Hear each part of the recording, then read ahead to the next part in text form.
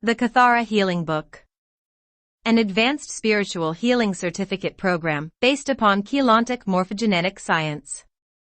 This book is intended for those who are interested in getting to know the finer details of Kathara healing, who are interested in the theoretical and practical aspects of creation, and who aspire to become professional Kathara healers.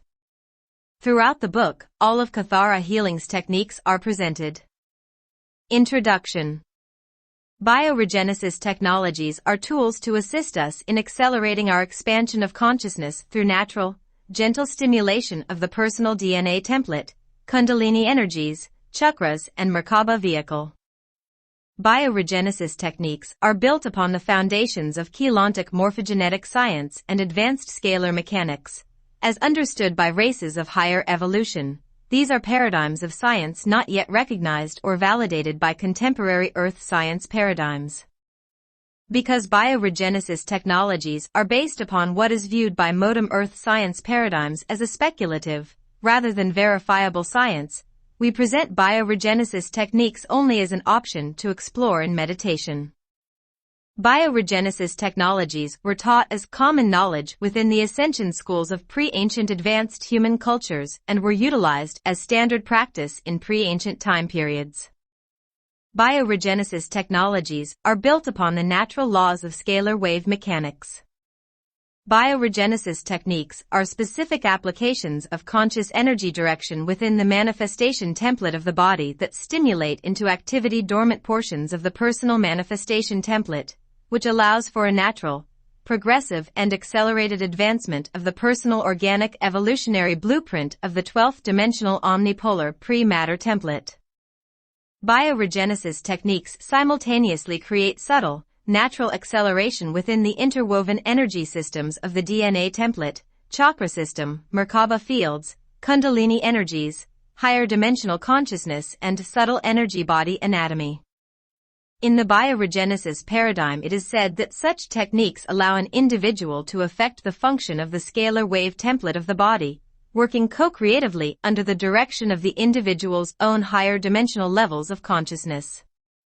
As the higher dimensional levels of personal identity, the spiritual identity of the soul, govern the process of the personal manifestation template, bioregenesis technologies are completely safe and natural to the organic design of the human being. Using processes of bioregenesis from the earthly conscious perspective expedites the natural processes of energy and consciousness by which the higher identity and earthly identity integrate to become one. In advanced ancient human cultures, bioregenesis technologies represented a natural attribute of consciousness expansion into the realms of higher evolution and assisted to biologically prepare humans for stargate passage or ascension. If we can understand that the human mind is an energy force that continually generates patterns of scalar waves through the process of thought, it is not difficult to understand how appropriately directed thought can directly influence the function of the personal manifestation template scalar blueprint.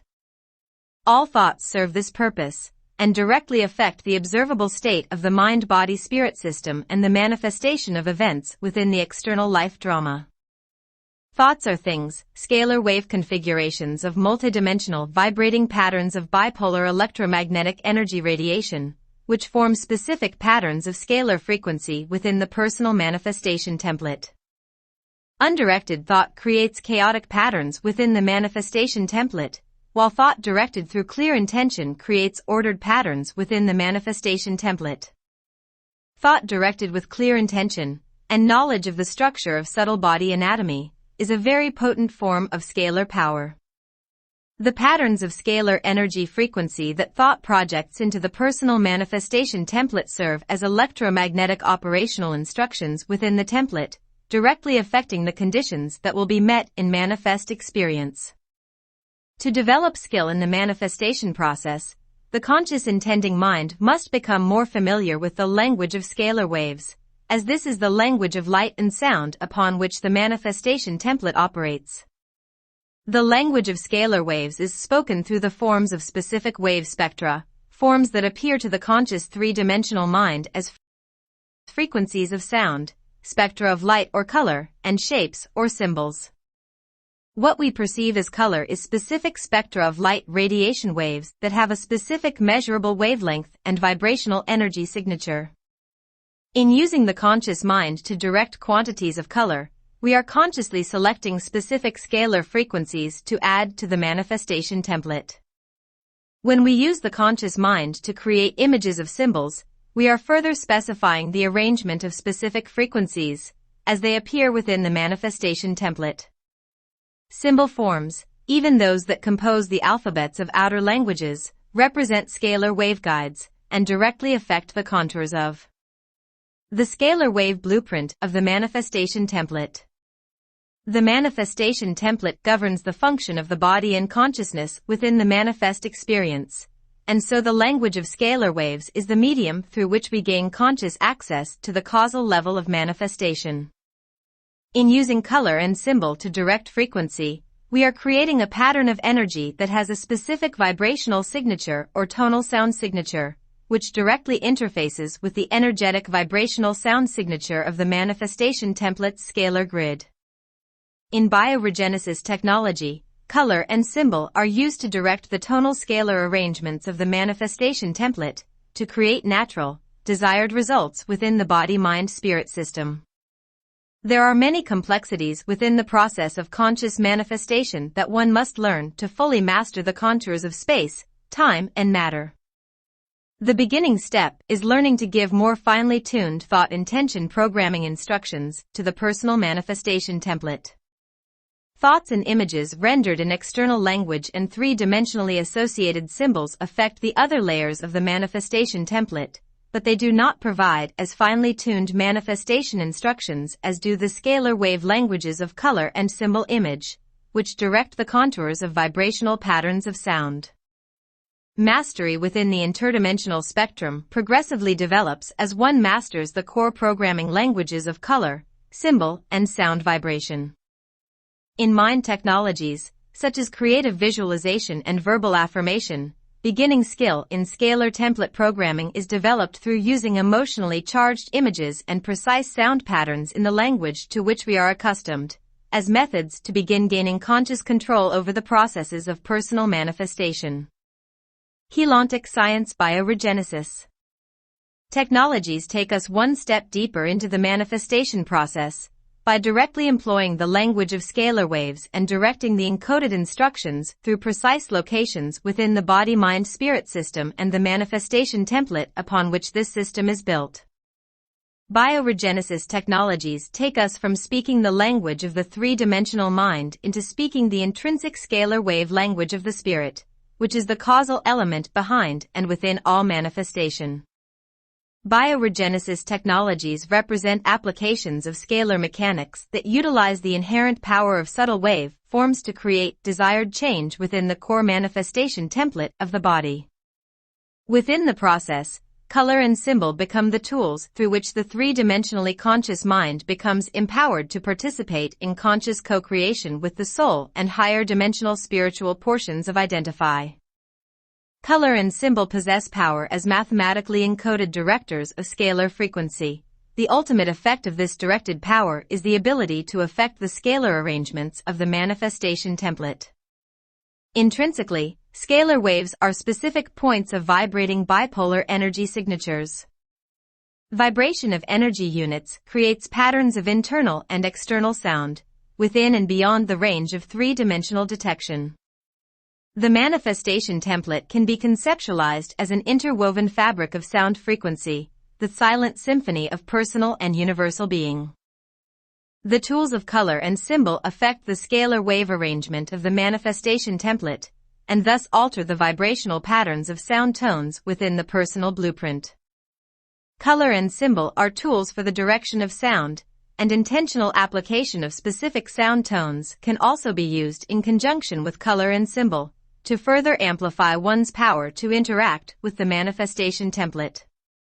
Along with the techniques of color and symbol direction, toning, or the intentional generation of specific sounds to affect the manifestation template, is also utilized in bioregenesis technologies and spiritual expansion programs. Toning therapies have emerged in recent years through the New Age and holistic healing paradigms, and have been applied for thousands of years within the practices of spiritual masters in every religious tradition. Spoken language itself is a form of toning, with its accompanying symbol alphabet and, like all symbols and sound tones, our languages directly affect the personal manifestation template and the level of consciousness that can manifest through the body. In ancient cultures, the powers of language were better understood than they presently are in contemporary mainstream society. Particularly within the priest castes of ancient religions, language was used more consciously, with an understanding that words, sounds and images would directly affect the consciousness of the masses. Prayers, rituals and songs, some of which remain in use today, were used as a means of altering consciousness. Some assisted in spiritual development, others were intentionally used to limit and control the consciousness of populations. The contemporary earth science paradigm is only beginning to explore the power of sound vibration, and the connection between sound, symbol and color is not yet recognized or understood. In advanced pre-ancient cultures, these sciences of scalar mechanics were fully understood and utilized in the most powerful of ways. Color symbol sound technologies were not only used in bioregenesis applications for personal health and consciousness expansion, they were also used among groups of people to directly interface with the scalar wave manifestation template of the planetary shields. Vortices, time portals, stargates, ley lines and free energy systems generated through the planetary core and solar light emanations were all directed through the focused mind, utilizing knowledge of color symbol sound scalar mechanics. Since the fall of ancient cultures, which came as a result of abusing the powers of these scalar technologies, the color symbol sound sequences once used to direct massive amounts of power became the hidden and forbidden sacred knowledge. The colors, symbols and sounds used in bioregenesis techniques are not simply random choices.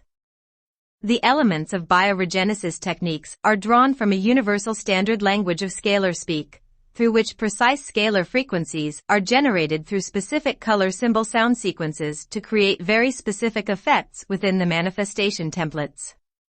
The bioregenesis techniques presently offered represent only the beginning of our reawakening to this vast body of sacred science knowledge. Many bioregenesis techniques utilizing color symbol sequence scalar mechanics are accompanied by a corresponding exercise in toning. Within the mystical ascension schools of ancient and pre-ancient times, there existed a very sacred series of toning sequences that were used to directly interface with the DNA template and the axiom lines in the planetary shield. On a personal level, through this specific series of toning, dormant strands in the DNA template could be progressively brought into activation, to expedite the process of spiritual actualization, holistic healing and building of the personal Merkaba vehicle within the bioenergetic field. On the planetary level, these sacred toning sequences were used to energetically open the planetary axiom lines for clearing, reprogramming, and accelerating the activation of the planetary shields. This series of sacred toning was collectively called the music of the spheres. The songs of the spheres. The music of the spheres represents the organic tonal sequences of each dimensional frequency band within the 15-dimensional time matrix, the consolidated core vibrational sound signatures of each dimensional frequency band. Of the 15 core vibrational signatures of the 15 dimensions in a time matrix, 12 of these core signatures serve as the primary 12 tonal sequences upon which each strand of the 12-strand original human DNA template and each axiom line in the 4-density planetary shields are structured. In using the tone sequences of the music of the spheres, the 12-strand DNA template can be progressively brought into natural activation. Scalar wave distortions within the templates for the DNA strands, which physically manifest as genetic distortions, can be systematically realigned with their natural perfect 12th dimensional organic imprint. In using the music of the spheres for work with the planetary shields, each of the 24 axiom lines can be opened and encoded with the perfect pattern of the planetary plasma beam, transmitting the 12th dimensional Maharic shield pattern directly into the axiom line. In the planetary shields is the most rapid method to distribute the program of the planetary organic imprint throughout the 4 density levels of the planetary shields. In ancient days, the music of the spheres was used extensively for purposes of self-generated healing and to prepare the physical body for literal passage through the planetary stargates, also known as ascension. The specific tone sequences for each singular dimension, which corresponded to one DNA strand template in the 12-strand blueprint and the inherent dimension of consciousness that would embody through activation of the strand, are called the songs of the spheres. Each song contained very specific word sounds, from the first universal spoken language, for lyrics, and specific multi-layered tones, which generated inaudible tritone standing waves, for melody, harmony, and overtones. To be effective, the songs had to be used through the human voice, externally or mentally as the singing of songs. The sacred songs were sung in combination with directing specific corresponding color and symbol sequences through the bioenergetic field, or through the planetary axiom lines for planetary shield work.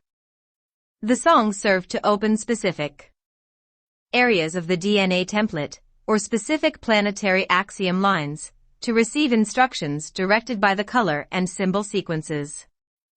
The tones of the songs generated specific scalar wave formations that triggered activation of corresponding configurations within the DNA template and planetary shields.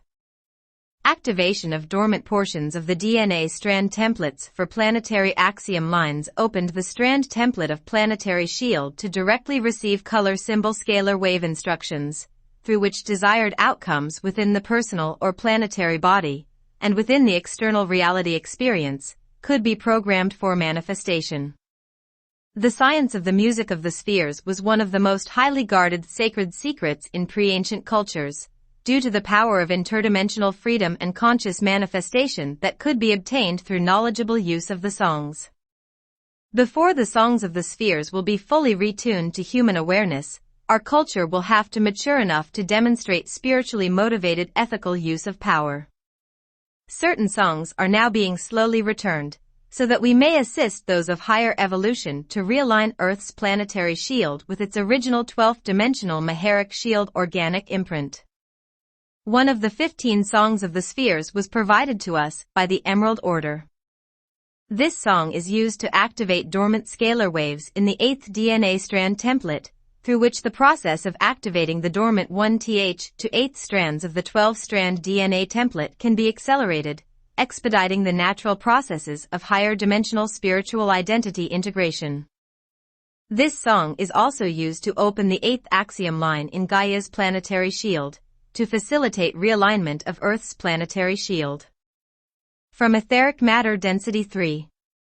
This song was given so that groups can begin assisting directly in planetary grid work, opening specific axiom lines and vortices in the planetary body to help bring Earth's planetary shield manifestation template into its organic alignment and balance. The song that was given is called the Rea cum Nara. The English language translation is the Song of Orion. This song of the 8th sphere corresponds to the 8th dimensional level of the universal Kathara grid and its 8th primary stargate. It also corresponds to the 8th planetary axiom line within the etheric matter density 3 Gaian planetary shield and to the 8th DNA strand template in the human body. The 8th dimensional stargate within the universal Kathara grid is the stargate that opens into the Orion star system. Thus the name of the song of the 8th sphere is the Song of Orion. Soon the songs that correspond to the 11th and 12th dimensional frequencies will be provided. Aside from its use in planetary grid work, when used as a mantra, repeatedly sung as a focus for the mind in meditation, the Rea cum Nara serves to stimulate consciousness expansion into the higher dimensional fields and amplifies and expedites the effects of personal bioregenesis techniques. Attitudes and responsibilities of mastery. Part of the process of spiritual integration of our higher selves or expansion of our consciousness involves reprogramming the way we think. Our thoughts create our reality and the life experience we have on the inside and the outside of us. The following attitudes and responsibilities, when embodied and lived, will help to change our thought patterns, thoughts that we simply take for granted because they are part of the programming we currently carry. Changing the thought patterns is actually changing the programming in the personal template. 12 Attitudes of Mastery. Study the 12 attitudes of mastery, make an affirmation meditation out of them, and try to make them your way of life. 1. Love. Recognition of the truth of the all-oneness. 2. Grace. Allowing the all-oneness to be what it is regardless of whether it suits you. Living perpetual forgiveness. 3. Gratitude. Appreciating the all-oneness, knowing your aliveness. 4. Reverent respect. Acknowledging and giving to the all-oneness. 5. Responsibility. Co-creating with, serving and being able to respond to the all-oneness. 6. Trust, knowing the power and love of the all-oneness. 7. Accountability. Being in a state of truth with the all-oneness. 6. Impeccability. Upholding and protecting the all-oneness. 9. Mindfulness. Loving, nurturing, and being attentive to the all-oneness. 10. Fearlessness. Recognizing the eternal infinite nature and unconditional love of the all-oneness. 11. Engaged detachment. Permitting the all-oneness to be without assigning critique, condemnation, or value judgment, understanding the isness of and validating the all-oneness. 12. Joy. Choosing to be the embodied all-oneness. 12 Responsibilities of Mastery. Study the 12 responsibilities of mastery, make an affirmation meditation out of them, and try to make them your way of life. 1. Self-actualization. Freedom from the victim-victimizer blame game and willingness to be accountable for all perceivable manifestations as direct projections of intended learning from the personal consciousness, also known as DNA template. 2. Self-sovereignty.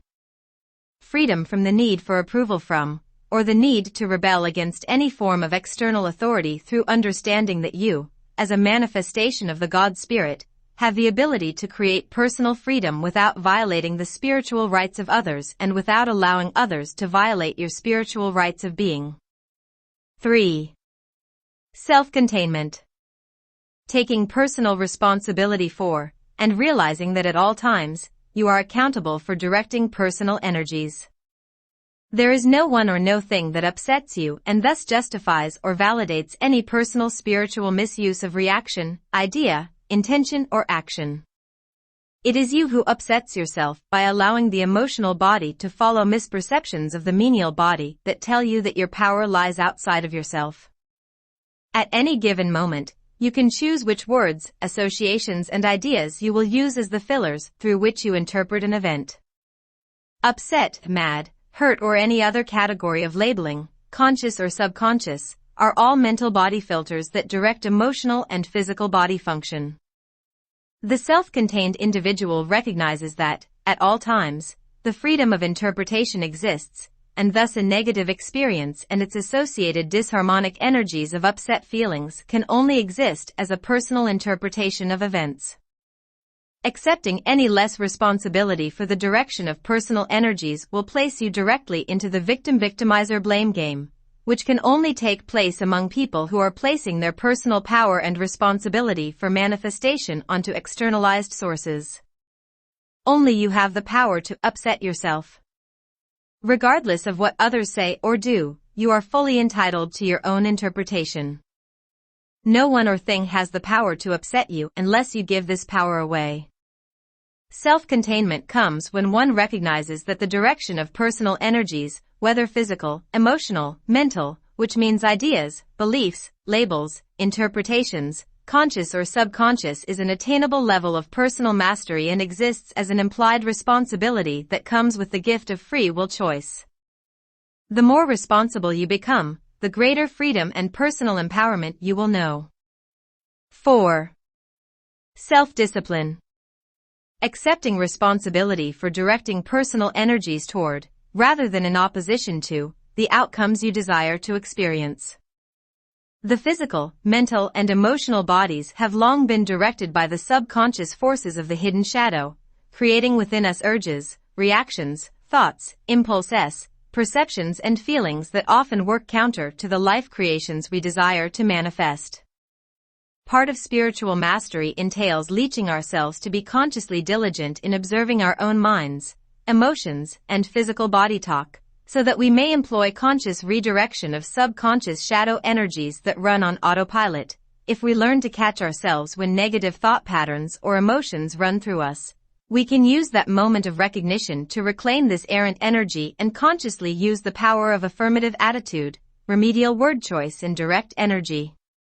Redirection to direct opposing energies of the self into fulfillment of desired constructive, spiritually mature creations.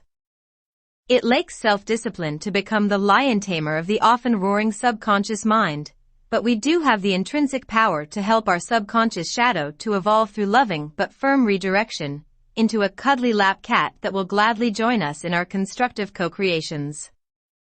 Self-discipline emerges when we consistently remind ourselves to employ the spiritually correct thought, action, or attitude, even if we don't feel like it when the shadow sneaks up from down under. The shadow parts of self surface so that we may see these parts of self come to the conscious mind for healing. Through this process, the conscious mind itself can learn greater attributes of mastery. 5. Self-love. Self-love. It is our own responsibility to love and nurture ourselves through the limitless gift of divine spirit that moves through us at every moment.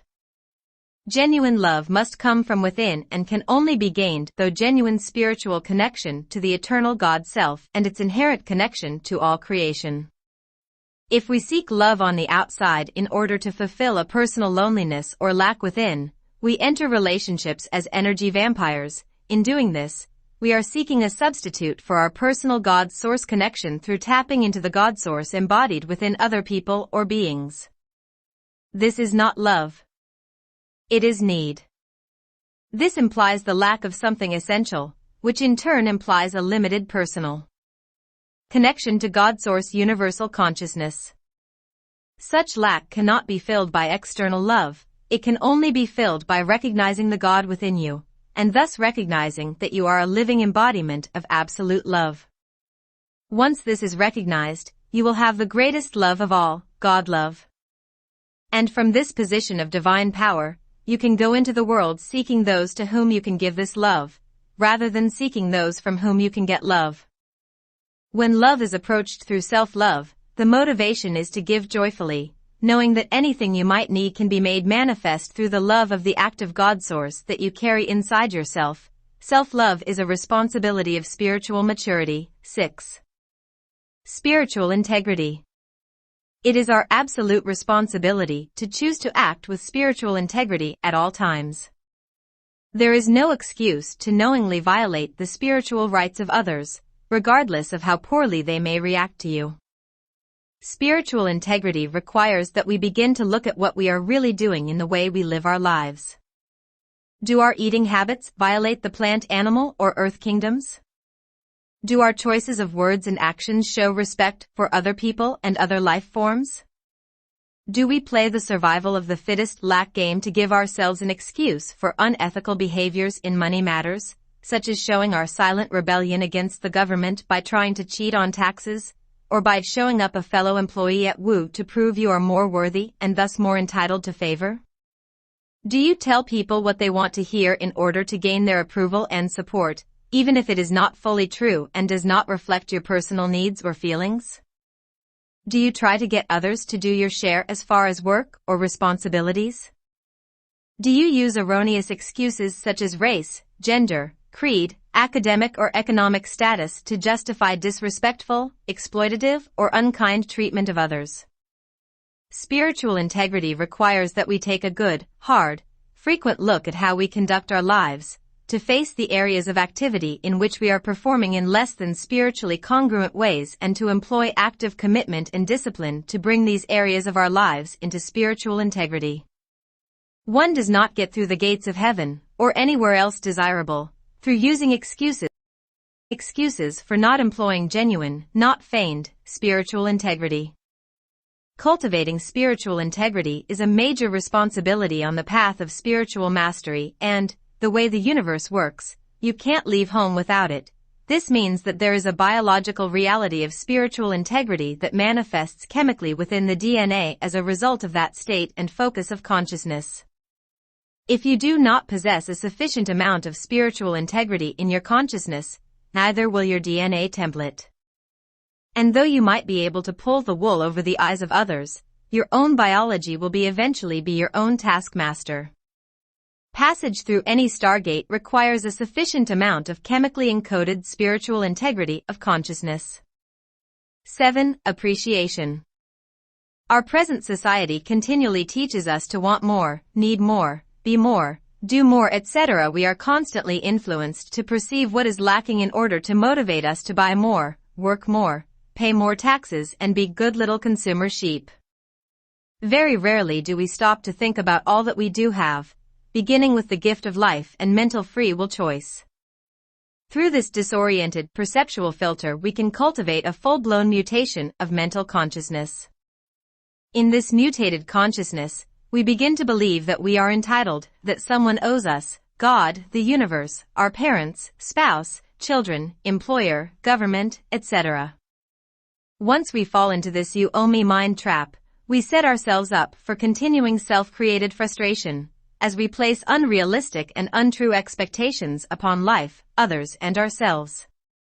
We can also often get mighty angry or hurt when we find the universe doesn't conform to our imagined pictures. No one owes us anything. If we feel we are owed, then we are entertaining lack consciousness, and a void within the self is being recognized. If we give to another in order to receive for ourselves, such as do banks, and often parents, spouses, or lovers, and the other does not pay back what we expected to receive, we may feel cheated, taken advantage or owed. Perhaps these situations emerge in our lives as lessons to teach us that giving should be done for the giving alone, and not for the expected return. If we give what we desire to give, for the joy of giving, we do not feel owed. If we live for the joy of living, without forcing our demands or expectations upon life, we will not feel that life has shortchanged us. It matters not what your neighbor possesses, because in comparing ourselves to each other to see how we measure up to each other, we are, in effect, continually being distracted from seeing and utilizing the blessings that are our own. If we can work to cultivate the ability to appreciate even the smallest of gifts, blessings, and gestures, we will begin to create a life that is at least half full instead of half empty. In terms of universal physics, what you focus your attention upon expands, what you resist persists, and what you do not give the energy of appreciation to will eventually demanifest right out of your experience. When you approach the world through the chosen filler of genuine giving, you are, in effect, being an electrical transmitter, sending energy out to the world around you. When you release electrical energy in this way, you become more magnetic, as the sending out of energy creates magnetic vortices within the diotic grid of your kathara anatomy. The magnetized diotic points then draw in more universal energy supply, at a higher frequency and quality than the expressed energy, to refill the energy void created by the giving. When you approach the world with the attitude of getting, this natural physics process becomes inverted. The more you try to pull energy from the outside world, the more your energy becomes stuck in the diotic grid as miasms. The miasms progressively reduce the quantity and lower the frequency of the natural energies you can internally draw from the universal supply. Giving, even in its simplest form of giving appreciation, keeps the natural energy flow moving. Whatever you give out will return to you amplified. This also works in reverse, however, and giving out a bad attitude of ego, arrogance, and garbage will cause more of the same to flow your way. Appreciate what you have. Love it, find perspectives through which the joy of it can be known, and know that in the act of genuine appreciation itself, you will set loose the powers of manifesting more of what you desire and less of the illusion of lack. The Universe Owes Me Mind Trip is one of the most powerful self-sabotage games in the world. Trade it in for consistent appreciation and your world will progressively expand to hold the reality of the things you most desire. If you feel put upon by the world and resentful for having your desires unmet, you owe yourself something. You also owe yourself a greater understanding of the nature of creation and better use of your personal power within the life creation game. Say thank you to the God Source more often, to help yourself remember what things you have to appreciate, and many more of the kind will be sent along your way. 8. Patience. God Source has its own schedule. We can either acknowledge this intrinsic reality of manifestation and choose to work co-creatively with the God Source within, trusting that together you and the universe will create the perfect divine right timing, and if that isn't right now, there is a very good reason for this, or you can let the ego self try to force its will upon the intrinsic nature of time. If time does not cooperate with your expectations, you can let that be okay, and trust in divine right timing, or you can progressively frustrate yourself with attachment to the artificial time of clocks, and choose to believe that you cannot have what you desire just because it does not appear when you demand. If we learn to relax, and realize that most things we desire we can indeed achieve in divine right time and order, we can learn to co-create with the consciousness of time. We will often then find that our lives will progressively conform to our wishes, especially when we ask nicely rather than demand, and also when we trust the universal God Source to do its part in our co-creation. Patience is a virtue that reflects our comprehension of the nature of universal order. 9. Kindness. Like respect, kindness is a birthright, but one that is quite often overlooked and misunderstood. When we approach the world through genuine kind-heartedness, sending love and respect to all of creation in honor of the God force that lives within all things we are, again, transmitting electrical energy of a higher frequency, that will follow the mechanics of universal physics to bring more of like-kind back to us through universal backflow. Kindness is a gift we must first give to ourselves in order to have it to give to others. Kindness implies being conscientious, concerned and caring toward the needs, feelings and desires of both the self and others, and to express this concern and caring in action, attitude and intention. Give to yourself random acts of kindness, then pass along the gift to all who cross your way. Try being kind to the mean and grouchy neighbor and you may help them rediscover the ability to smile. When we treat all things with kindness, we demonstrate that we acknowledge their intrinsic value as manifestations of God Source, and you will often find God Source lovingly returns the favor. 10. Conservation. Conservation is a form to respect and appreciation for God Source energy in all to its expressions, from conserving and protecting our natural resources, to being attentive to the needs of our bodies, to using the energies of our words and actions with gentle conservation by which we freely use what is needed, but not more. God Source continually recycles its energies for the rebirth of new expression. All is given freely, but nothing is valueless or wasted. Conservation demonstrates that we have respect and appreciation for the gift of creative energy that God Source has provided to us. As we learn to use this energy, in all its forms, with respect and clear intention, we will progressively fine-tune our ability to create what we desire and, in this process, assist all other beings to do the same. There is truth in the old saying, waste not, want not. If everything we perceive in our hologram of life is understood to be manifestations of God Source, we might all employ a bit more respect, appreciation and conservation toward the use and applications of the energies of the divine. 11. Cooperation and diplomacy. Existence is and will always be a co-creative endeavor. We must be willing to allow other beings the fulfillment of their needs and desires if we hope to have our fulfillment known. Creating win-win situations and creating with the intention of giving genuinely are natural ways of being. We might not always agree with the intended creations of others, but we all have a right to our points of view. Diplomacy can be a bridge between forces of opposition, through which effective actions or decisions can be reached to mutually support each perspective. We can learn to agree to disagree respectfully, so the spiritual art of cooperative co-creation can progressively evolve to higher levels of expression. 12. Sense.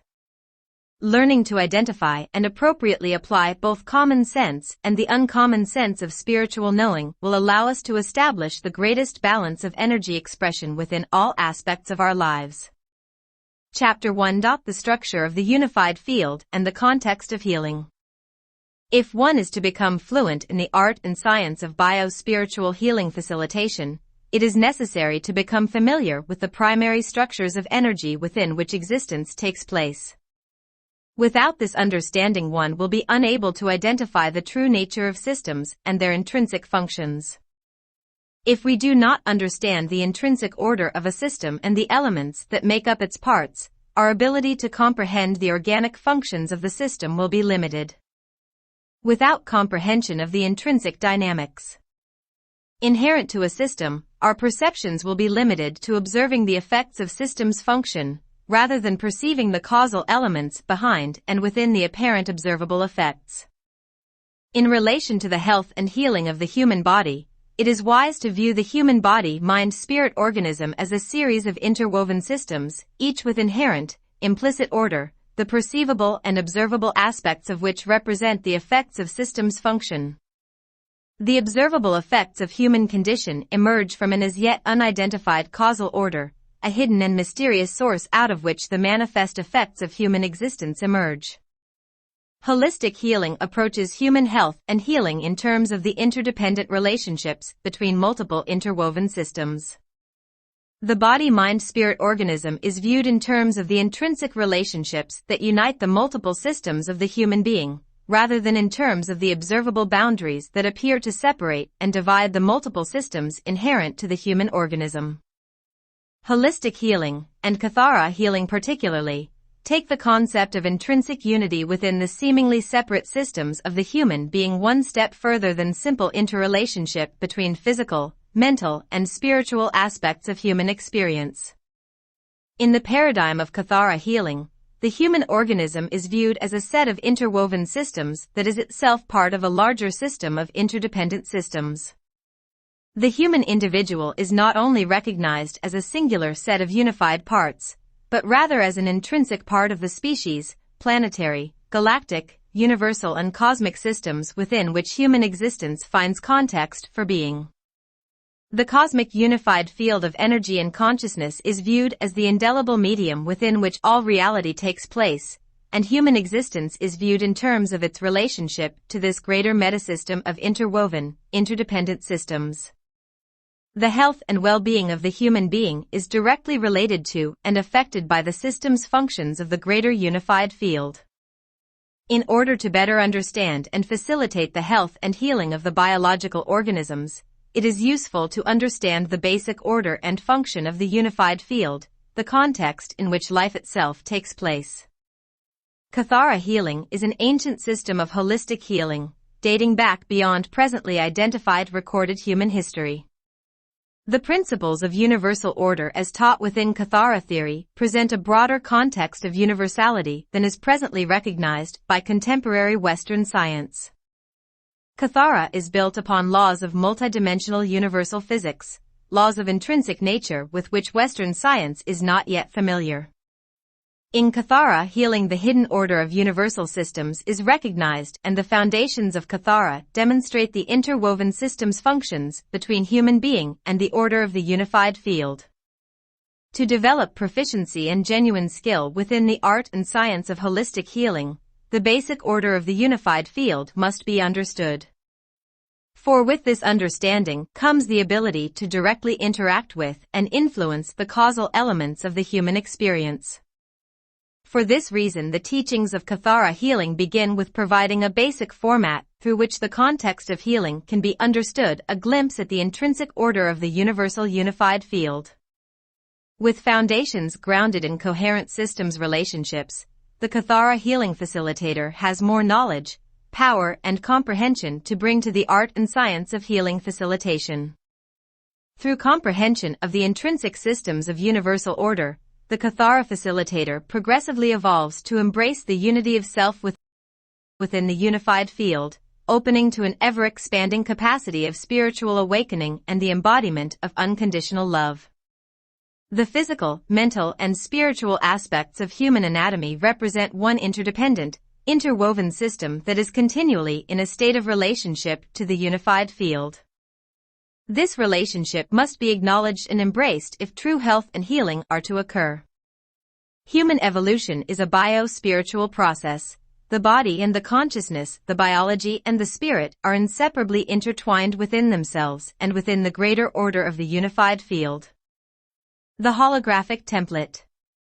The externalization of life, manifestation of matter and individuation of identity are holographic projections of consciousness energy substance, created through an intrinsic order of energetic relationships.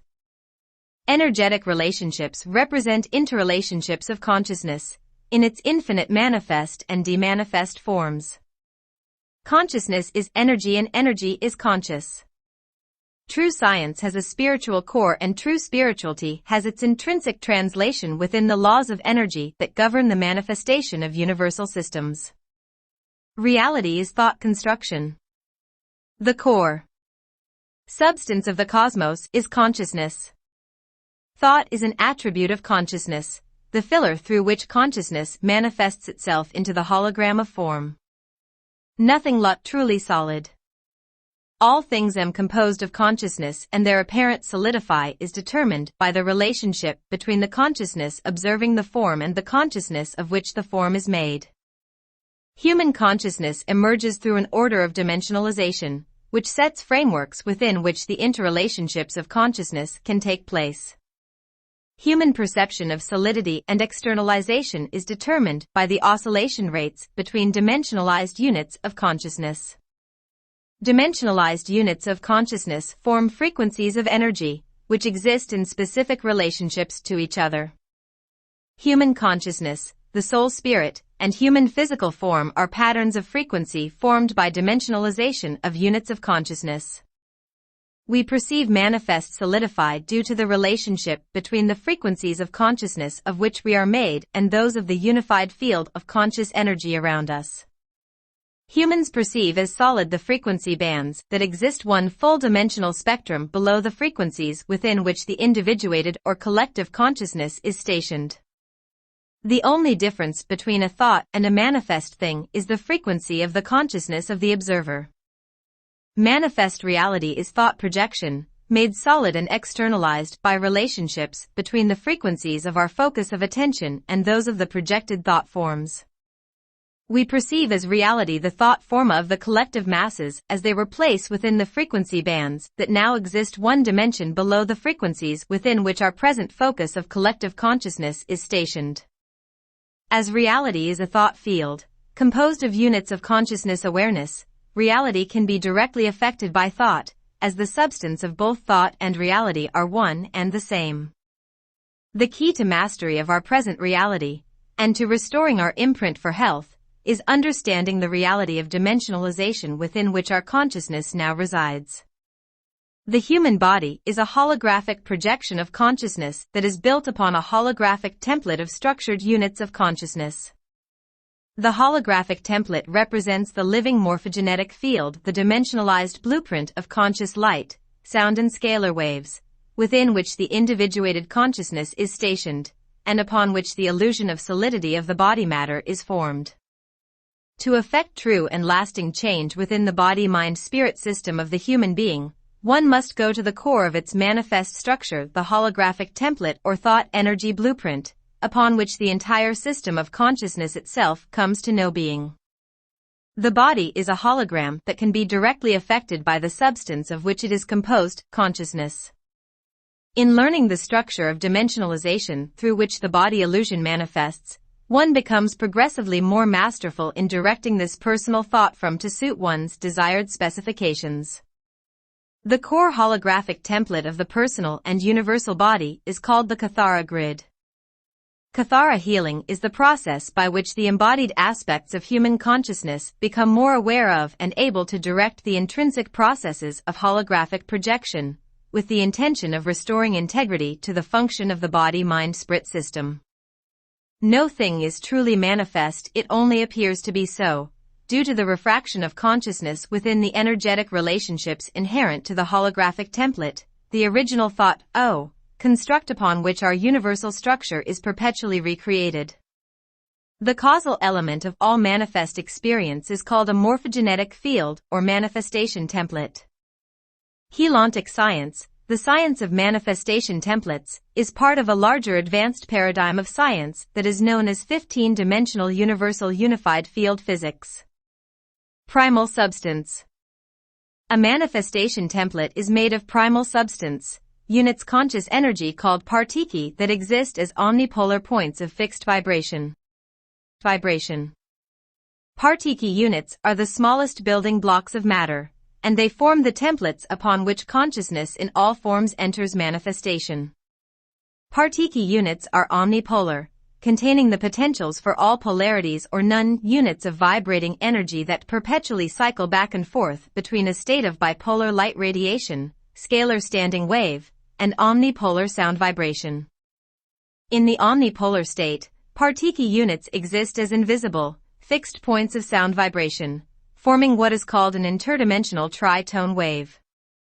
An interdimensional trilone wave is a singular point of fixed vibration that is composed of three subvibrations: base tone, overtone, and resonant tone. When partiki units are in their omni-polar state, they exist as antimatter substance, the first state of energy organization before pre-matter manifestation. Through a process of internal fission, characteristic to their design, partiki units break apart to form bipolar waves, while replicating their original tritone omnipolar design. In the bipolar state, two subvibrations of the tritonal standing waves of partiki units break down into two subunits, subtones, called particum base tones and partika overtones, interconnected units of bipolar radiation that form electromagnetic scalar standing wave. The third vibration of the tritone wave, the resonant tone, remains as the core vibration through which the polarized vibrational units of particum and partika will reunite through internal fusion. Particum units form the energetic building blocks for particle templates, and partika units form the building blocks for simultaneously manifesting anti-particle templates. Particle and anti-particle templates are interconnected, united by the antimatter partiki units through which they manifest. The effects of electrical and magnetic force are set in motion through the expansion and contraction of energy vibration between particle and antiparticle matter units through the antimatter partiki unit that unite them. Particum particle units represent the contraction phase of antimatter energy, with higher vibration, energy contracted into or received by the antimatter template, and Iowa oscillation, energy expanded or transmitted from the antimatter template, and so are considered base magnetic. Partika antiparticle units represent the expansion phase of antimatter energy, with lower vibration and higher oscillation, and are considered base electrical. Electromagnetic energy is created through the continual cycling of energy, as the omnipolar antimatter tritone wave of sound vibration projects its energy into bipolar particum and partika scalar waves of light radiation. Energy thrust expands into the antiparticle partika vibration point as electrical force.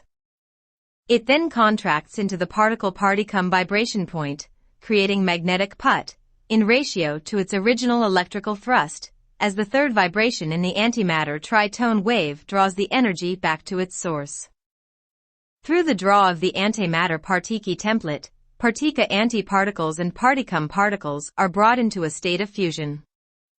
Upon fusion, the energy of the particum and partika transmutes, the bipolar standing scalar waves of light radiation returning to their original omnipolar antimatter state of partiki units. Once returned to the partiki state, the process repeats as the partiki creates fission and replication. Partiki, particum and partika units represent phases that primal substance energy passes through as it moves into and out of manifestation. The process by which partiki units perpetually convert conscious energy into bipolar light radiation scalar waves, expansion, and back into omnipolar sound vibration tritone waves, contraction, is called partiki phasing. Through perpetual cycles of Particle phasing, matter units flash on, through fission, into bipolar particles and antiparticle manifestation built upon scalar waves of light radiation, then flash off through fusion, into omnipolar antimatter sound vibration, continually cycling energy between the manifest and non-manifest state. The perception of external physical matter, space, and the passage of time is created through variance in relationship between rates of particle phasing. Consciousness in the form of particle units is the primal substance of which the cosmos is structured, and particle phasing is the perpetual primal act of reciprocal fission and fusion through which primal substance is brought into manifestation. The morphogenetic field is made of interwoven particle grids. The electrotonal units of consciousness out of which particle grids form create standing wave patterns, scalar wave grids, which hold the form of consciousness within dimensionalized manifestation. Morphogenetic fields are thus scalar grids that form in specific ordered interrelationship. Particle grids form upon the core geometrical mathematical structure of the kathara grid, and so the kathara grid represents the core scalar field upon which form manifests. Morphogenetic fields govern the form of matter manifestation and evolution of biology and consciousness. Morphogenetic field mechanics thus hold the key to mastery of physical reality and bio-spiritual evolution. The structure of dimensions. Frequency bands and sub-frequency bands, vibration oscillation particle spin, harmonics of manifestation and matter density levels. The hologram of manifest reality is a complex system of interwoven energy constructs, all built upon dimensionalized sets of scalar grids or fields of standing wave points that form the base laws of energy upon which manifest reality functions. The physical portions of the human body represent wave strata that exist within specific relationships to the embodied consciousness. The embodied consciousness itself is regulated by the intrinsic behavior of the wave strata in which it is ensconced. The wave strata of seemingly physical forms appear to human detection in the form of particles, subparticles, and wave bands that group to form the three-dimensionally manifest hologram of human life. The behavior of dimensionalized wave strata is an intrinsic element within the function of human anatomy, and provides the very context within which human existence and evolution take place. When we come to understand ourselves as vibrating quantities of conscious energy, existing within a state of vibrational co-resonance with all things, which are themselves vibrating quantities of conscious energy, we can begin to understand the fundamental structures upon which the human condition is built. The human body is a construct of conscious energy, a living morphogenetic field existing within the greater living morphogenetic constructs of the species, planetary, galactic, universal, and cosmic morphogenetic structure. We are simply an element of sentient consciousness within a larger structure of sentient consciousness, a part of the unified field of consciousness that is the living identity of the cosmos.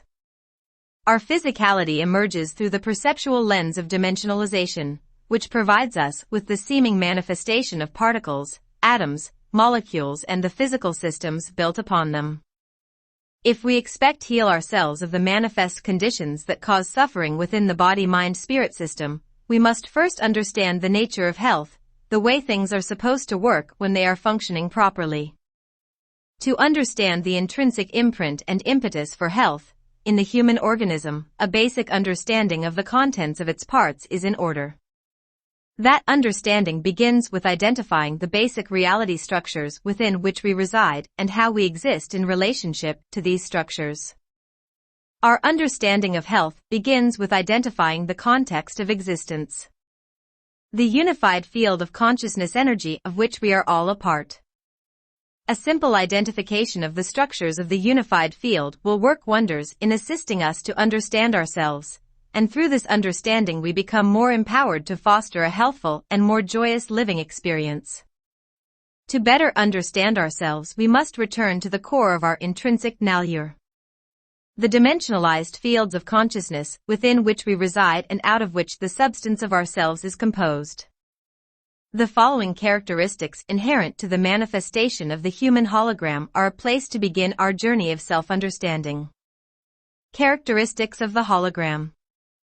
Scalar waves, points of standing waves, composed of quantities of conscious energy that emanate out of fixed units of vibration, Particle units, which form the morphogenetic field templates upon and through which consciousness dimensionalizes itself to experience the hologram of manifest reality. Created through particle phasing, internal flash-on or flash-off.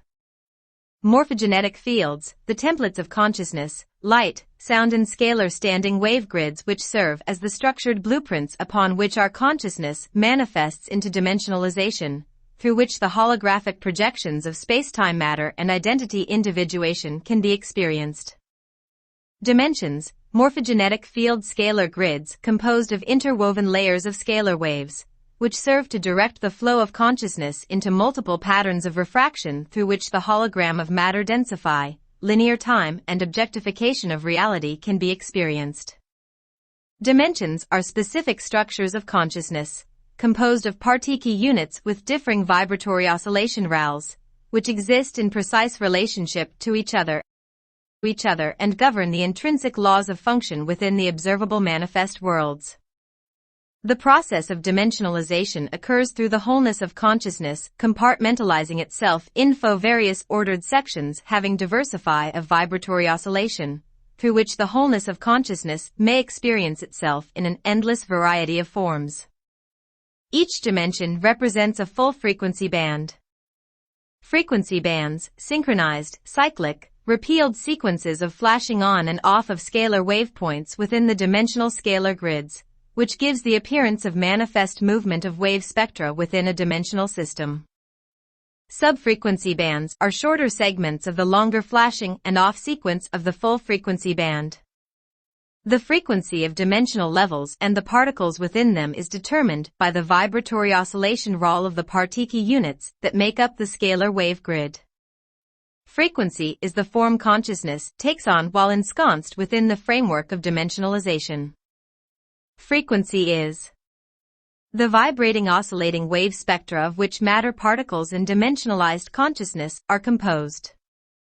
Vibration oscillation. Vibration is the condition of internal movement, or holding of energy, within units of consciousness, also known as particle, and the particles built upon them. Vibration is determined by the quantity of energy held within particle units. Oscillation is the condition of external movement, or expending of energy, from particle units and the particles built upon them. The vibratory oscillation rate of particles represents the rate at which the scalar standing waves flash off and on within the morphogenetic field template. Vibration is the internal measure of energy quantity held within particle units and exists within direct proportion to the oscillation rate, or external measure of energy quantity expended, exhibited by particle and the particles built upon them. The vibratory oscillation rate represents the ratio between energy contraction, vibration, and energy expansion, oscillation, which sets the rhythm of particle pulsation that governs the formation of wave spectra within dimensionalization. The vibratory oscillation rate of particle units determines the frequency, cyclic pattern of scalar waves flashing off and on, of wave spectra within the various levels of the dimensionalized morphogenetic field. The relationship of vibrational oscillation between wave spectra determines the matter density levels particles will exhibit within the dimensional scale. The human anatomy is a 15-dimensional morphogenetic field scalar grid structure, composed of wave spectra with varying degrees of matter density characteristic to the dimensional band with which each level of the anatomy is stationed. The portions of our anatomy that appear solid are those stationed one dimension below our focus of conscious attention. Primal order of manifestation templates. Morphogenetic fields, or the manifestation templates that serve as the blueprint through which consciousness manifests, are composed of the primal substance of particle units. Particle units draw together to accrete to form particle strings. Following a set mathematical and geometrical design inherent to their form, particle strings interweave and overlap, forming a fabric of light and sound called a particle grid. A particle grid is a fixed pattern of interwoven bipolar scalar waves of light radiation, built upon omnipolar tritone waves of sound vibration, that forms the foundation for diversified manifestation templates. A Partiki grid is a scalar grid. Following the precise mathematical design set by the will and intention of the manifesting consciousness, Partiki grids further accrete, drawing in more Partiki units, forming groups of Partiki units that are arranged following 3 different rhythms of Partiki phasing. Tri-phase groupings of Partiki units form patterns of scalar wave and tritone wave interrelationships that create crystallizations of energy called kalons. Groups of kalons continue to accrete, forming complex kalon arrangements called kalon codes, through which the manifestation template is progressively built up from antimatter through various stages of matter density, beginning with pre-matter substance, the first density of liquid silica hydroplasmic energy to emerge into externalized form. The morphogenetic fields upon which universes manifest are built upon a manifestation template that has a specific order of mathematical interrelationships that govern the combining of scalar grids with different rates of Partiki phasing. The cosmic manifestation template is called the energy matrix. Within the energy matrix, there are many smaller manifestation templates upon which universes are structured. Universal manifestation templates are called time matrices. There are uncountable time matrices within the energy matrix, which are collectively referred to as the time matrix. All time matrices within the cosmic matrix follow a specific mathematical geometrical program through which space, time and matter can be experienced by consciousness upon entering the time matrix structure. Time matrices are arranged upon a pattern of 15 different, but interwoven, Partiki phasing rhythms of expansion and contraction of energy. Each of the 15 rhythms of Partiki phasing creates one dimension. A dimension is a set pattern of flash line sequences, or a cycle of singular Partiki phasing rhythms, that contains within it 12 smaller rhythms of Partiki phasing. Each dimensional manifestation template creates a set of fixed scalar tritone wave points that create a template of stationary scalar frequency. Each dimension represents one scalar frequency band containing 12 smaller subfrequency bands. A scalar frequency band is a cyclic pattern of specific Partiki phasing rhythms, or expansion and contraction ratios of energy circulation, to which consciousness conforms in order to enter the experience of manifestation. 2. Create the universal manifestation template, upon which external space, time and matter experience can be known. Dimensions are ordered into sets of 15, forming the blueprint for a 15-dimensional time matrix. Within a time matrix, the 15 dimensions are further arranged into sets of 3 dimensions, forming 53-dimensional reality fields. Each 3-dimensional reality field is called a harmonic universe, and each represents a level of matter densification specific to its intrinsic rates of Partiki phasing. One time matrix is thus a 15-dimensional scalar grid with 5 separate yet interwoven reality fields and 5 different densities of matter manifestation. Each of the 5 harmonic universes within a time matrix represents a time cycle. A time cycle is a fixed, repeating pattern of Partiki flash line sequences, or a repeating cycle of specific ratios of energy expansion oscillation and contraction vibration. The time cycle of a harmonic universe is called an Yuyago cycle. There are 5 simultaneously manifesting Yuyago cycles in every time matrix, through which consciousness passes in order to experience linear evolution through space, time and matter. Each Yuyago cycle contains within it 6 smaller flash line sequences forming 6 smaller cycles of time, called time continua. The primal order of manifestation templates represents the core mathematical and geometrical interrelationships of energy that consciousness takes on in order to enter the holographically projected experience of external space, time and matter. All manifest forms, including the human body and psyche, are built upon a manifestation template that begins with the primal order of dimensionalization, through which the consciousness anchors itself into the time cycles of the universal manifestation template time matrix, to begin the experience of evolution through time. Understanding the primal order of dimensional structure, as it pertains to the human organism, allows for comprehension of the greater causal framework through which personal healing must occur. Such comprehension of the core causal structure of manifestation enables one to work cooperatively with, rather than in resistance to, the natural universal laws of manifestation, progressively restoring the natural harmonic order of well-being in divine right form, through which the indelible organic imprint for health can be progressively restored. Dimensional structure. A dimension represents a full frequency band, or repeating, cyclic sequence of flashing on and off scalar wavepoints within a morphogenetic field.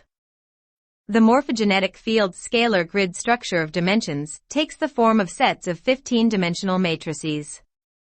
The 15 dimensions are grouped into sets of 3 dimensions each, forming 5 sets of 3-dimensional reality fields called harmonic universes.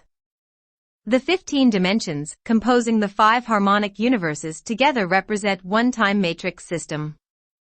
Each dimension of frequency is composed of 12 sub-frequency bands, or shorter cycle of flashing on and off or scalar wavepoints, which exist as part of the longer cycle of the full dimensional frequency band.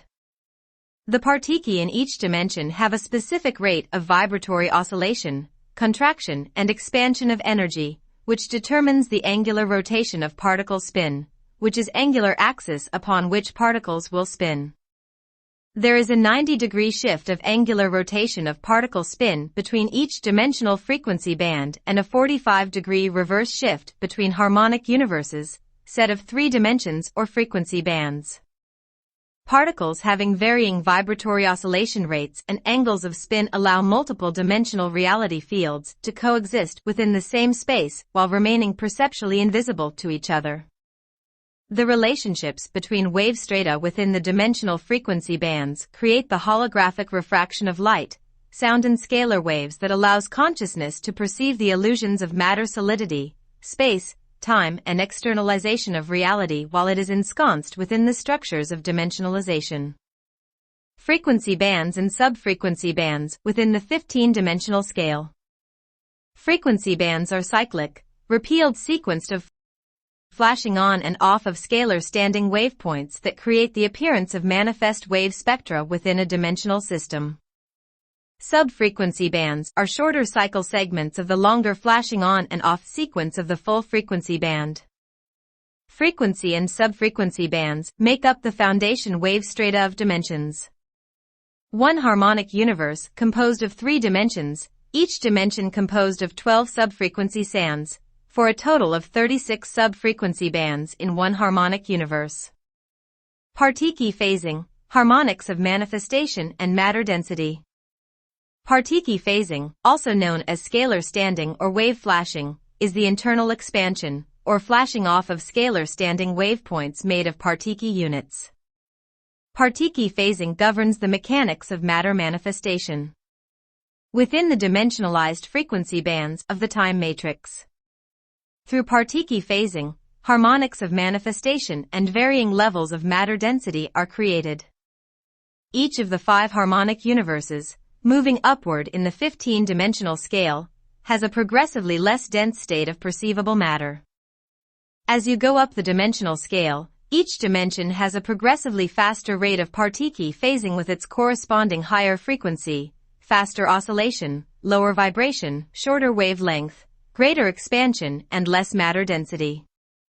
These conditions represent the stages of perceivable matter density consciousness will experience as the focus of attention expands progressively upward and outward into the higher dimensions of the dimensional scale through the process of evolution, which is accretion of frequency from the unified field into the personal morphogenetic field. As consciousness progressively expands back into the 15-dimensional structure of its original morphogenetic field, matter density perception will change from perceivable gross matter physical density, to semi-etheric matter density, to etheric matter density, to pre-matter liquid light density and to its original antimatter scalar waveform of non-density consciousness. As the morphogenetic field expands, through drawing in more frequencies of consciousness, the perceivable matter density of the body and external reality field progressively lessens. Universal and planetary kathara. The kathara grid is the primary mathematical geometrical organization of units of consciousness upon which partiki units group to form morphogenetic field scalar grids.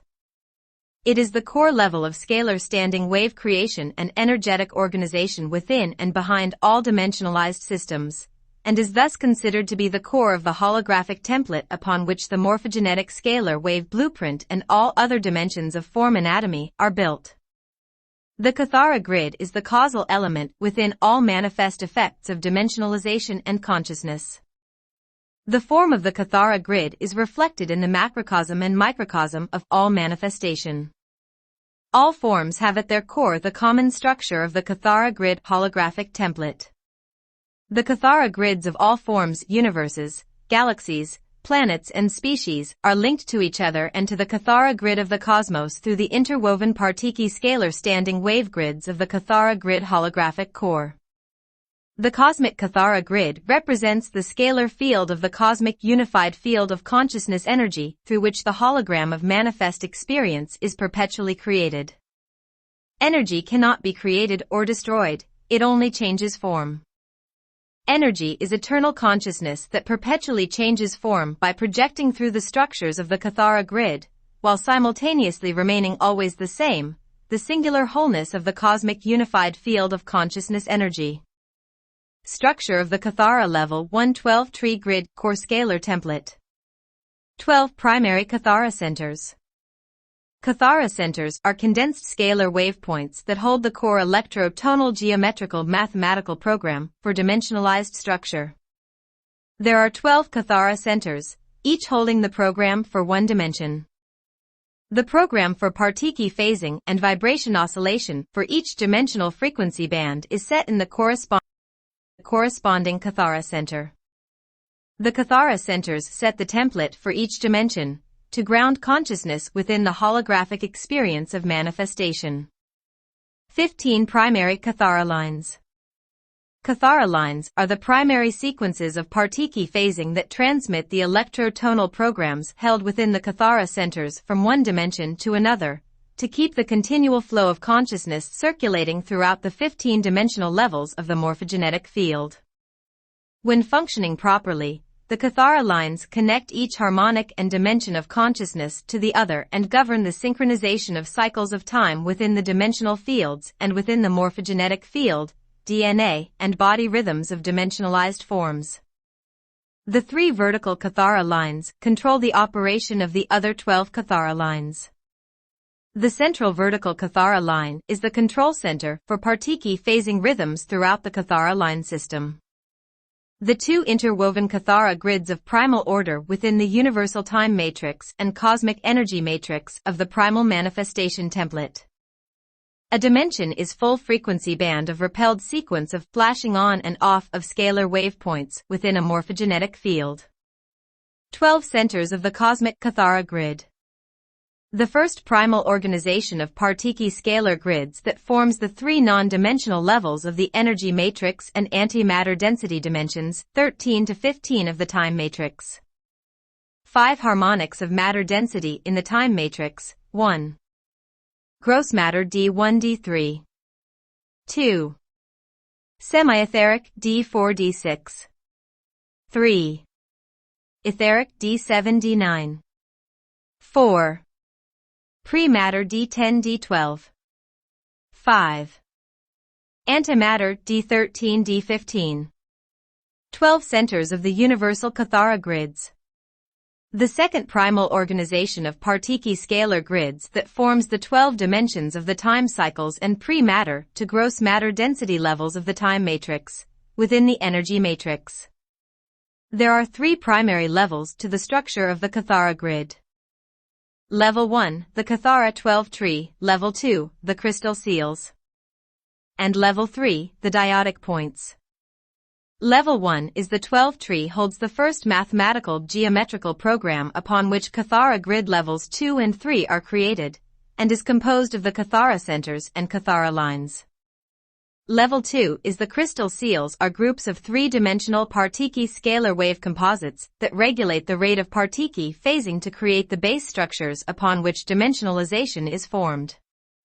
The flow of frequency, which is sequences of scalar standing wave flashing of Partiki phasing, between dimensional bands and harmonic universes, the fixed expansion and contraction rates of Partiki, the vibration oscillation and the angular rotation of particle spin are all regulated by the crystal seals.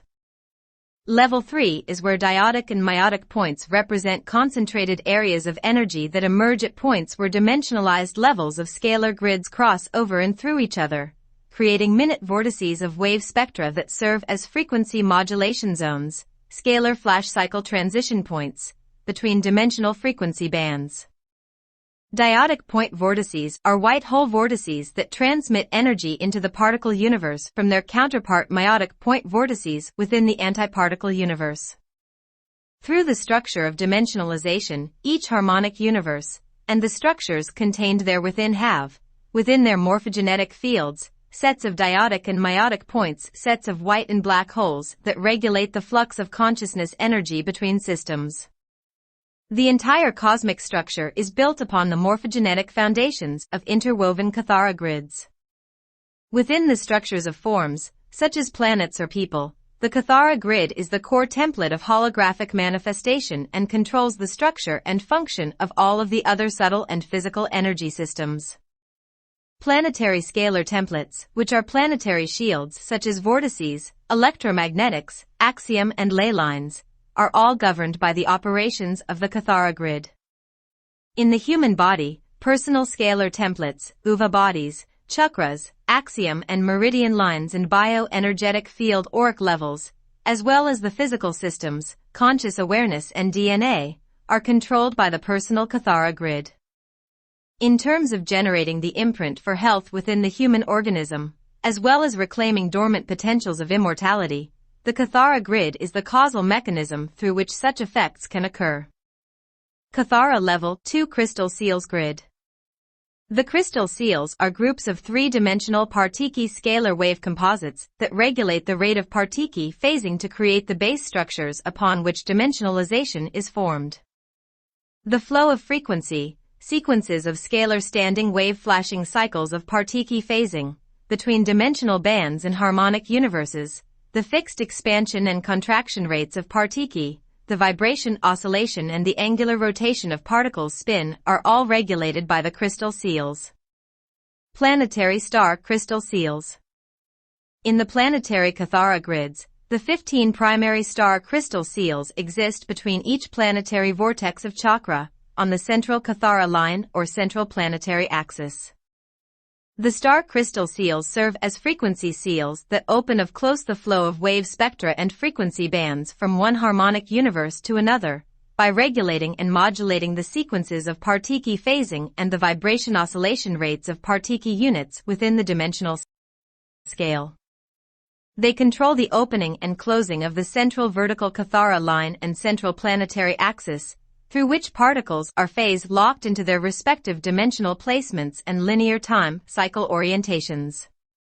Opening of the star crystal seals releases the planetary particles and ley lines from their dimensional phase lock, opening interharmonic stargates, which are wave spectra vortices, within the ley lines, for molecular transmutation and time continuum shift, through blending the interharmonic wave spectra at the planetary morphogenetic field. The planetary star crystal seal. Control.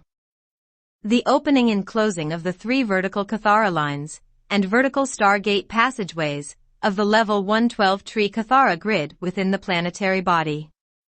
Biological star crystal seals. In the human body, the 15 primary star crystal cells exist between each chakra on the central kathara line of central body current. The biological star crystal seals serve as frequency seals that open or close the flow of wave spectra and frequency bands from one harmonic of consciousness to another, by regulating and modulating the sequences of Partiki phasing and vibration oscillation rates of Partiki units within the dimensionalized scalar wave grid at the morphogenetic field. They control the opening and closing of the central vertical kathara line and central body current, through which particles are phase-locked into their respective dimensional placements and linear time cycle orientations. Opening of the biological slay crystal seals releases the body particles and DNA from their dimensional phase lock, opening interharmonic stargates, wave spectra vortices, within the DNA, for cellular transmutation, via particle plus antiparticle fusion and time continuum shift, through blending the interharmonic wave spectra. The biological star crystal seals control the opening and closing of the 3 vertical kathara lines and vertical wave spectra vortices of the level 112 tree kathara grid within the biological form. Seed crystal seals. Along with the 15 primary star crystal seals that control the vertical modulation of wave spectra, there are also 15 secondary crystal seal that control the horizontal kathara lines of the level 112 tree kathara grid within the planetary and biological bodies. The horizontal crystal seals are called seed seals. They exist and serve as frequency seals within the planetary vortices and biological chakras, modulating the wave spectra between parallel dimensional frequency bands. Kathara Grid Level 3. Level 3 is the diotic-meiotic points that represent concentrated areas of energy that emerge at points where dimensionalized levels of scalar grids cross over and through each other, creating minute vortices of wave spectra that serve as frequency modulation zonas, which are flash cycle transition points between dimensional frequency bands. Diotic point vortices are white hole vortices that transmit energy into the particle universe from their counterpart meiotic point vortices within the antiparticle universe. Through the structure of dimensionalization, each harmonic universe, and the structures contained therewithin, have within their morphogenetic fields sets of diotic and meiotic points, which are sets of white and black holes that regulate the flux of consciousness energy between systems. Planetary diotic points. Within the planetary body and morphogenetic field, diotic points are located in geographical locations where interdimensional and interharmonic horizontal and vertical kathara lines intersect to form small vortices of interdimensional or interharmonic wave spectra that serve as passageways, time portals, between dimensional time continua or harmonic time cycles. They connect planetary and stellar bodies to their antiparticle counterparts and intersect with vertical interharmonic star gates and horizontal interdimensional time portals, through sets of diotic, meiotic white and black holes at the center of the planetary and stellar cores. Biological diotic points within the biological form and morphogenetic field. Diotic points are located in physical body regions where interdimensional and interharmonic horizontal and vertical kathara lines intersect to form small vortices of interdimensional or interharmonic wave spectra that serve as gateways of consciousness between dimensional time continua or harmonic time cycles. They connect physical bodies to their antiparticle counterparts and intersect with the vertical and horizontal relationships of wave spectra within the DNA, RNA, and bioenergetic field, through sets of white and black holes at the center of the biological harmonic scalar grids. Diagonal grid control. The Kathara Grid Level 3 diotic points control the diagonal kathara lines, diagonal interdimensional portals, diagonal planetary ley lines, and diagonal relationships between interdimensional wave spectra within the biological DNA. In Kathara healing, the diotic points are used to open and close the diagonal kathara lines for channeling higher dimensional frequency into the level 1 kathara grid, to regenerate the imprint for health and to revitalize the bioenergetic and physical systems. The Universal Templar Complex. The systems of interwoven manifestation templates within the 5 matter density levels of the 15-dimensional universal kathara grid are collectively referred to as the Universal Templar Complex. The manifestation template of the human body, likewise structured upon this primal order, also manifests through a personal internal Templar complex of interwoven 15-dimensional manifestation templates. Universal, galactic and planetary scalar wave templates of the Universal Templar complex are called scalar shields. Shields are sets of dimensional scalar grids upon which the 5 matter density levels of the universal manifestation template manifest. A shield is composed of the distinct 3 primary flash line sequences, or Partiki phasing rhythms, characteristic to the 3 dimensions of which the shield is composed. The internal Templar complex of the human body is also organized into 5 sets of 3-dimensional personal scalar shields, through which the matter form and 5 matter density levels of the 15-dimensional human consciousness are projected into manifest experience. Through the intrinsic dynamics of synchronistic Particle phasing, each three-dimensional scalar shield manifests a three-dimensional spherical electromagnetic domain that creates the energetic framework within which the externalized manifest experience can take place. Within the universal Templar complex, these spherical domains form 5 separate yet interwoven reality fields or harmonic universes, each with a different level of matter density, rate of vibrational oscillation, different angular rotation of particle spin and variance in time cycle orientation. Within the personal internal Templar complex, the spherical electromagnetic domains created by synchronistic, dimensionalized Particle phasing form within the 15-dimensional time matrix 5 separate, yet interwoven stations of consciousness called UVA bodies. The 5 UVA bodies, or human manifestation template anatomy, within the time matrix, represent the 5 subtle energy bodies of human bioenergetic field construction, through which human identity experiences series of simultaneous incarnations within various time cycles and matter density levels of the time matrix.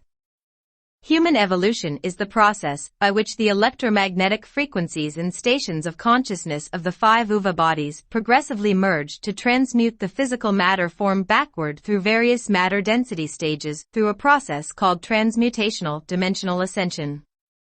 Each of the 5 shields within a 15-dimensional manifestation template is structured upon 3 kathara centers within the core primal order of the level 1 kathara 12-tree grid. Each kathara center of the universal kathara grid forms a core point of consolidated frequency called a signet star crystal seal within the 3-dimensional scalar shields. Within the universal, galactic and planetary Templar complex, the signet seals operate as star gates between the time cycles of the 5 matter density levels of the 15-dimensional time matrix. Within the personal internal Templar complex, each UVA body is structured upon 3 kathara centers within the embodied personal kathara grid. Each embodied kathara center forms a signet star crystal seal within the human anatomy.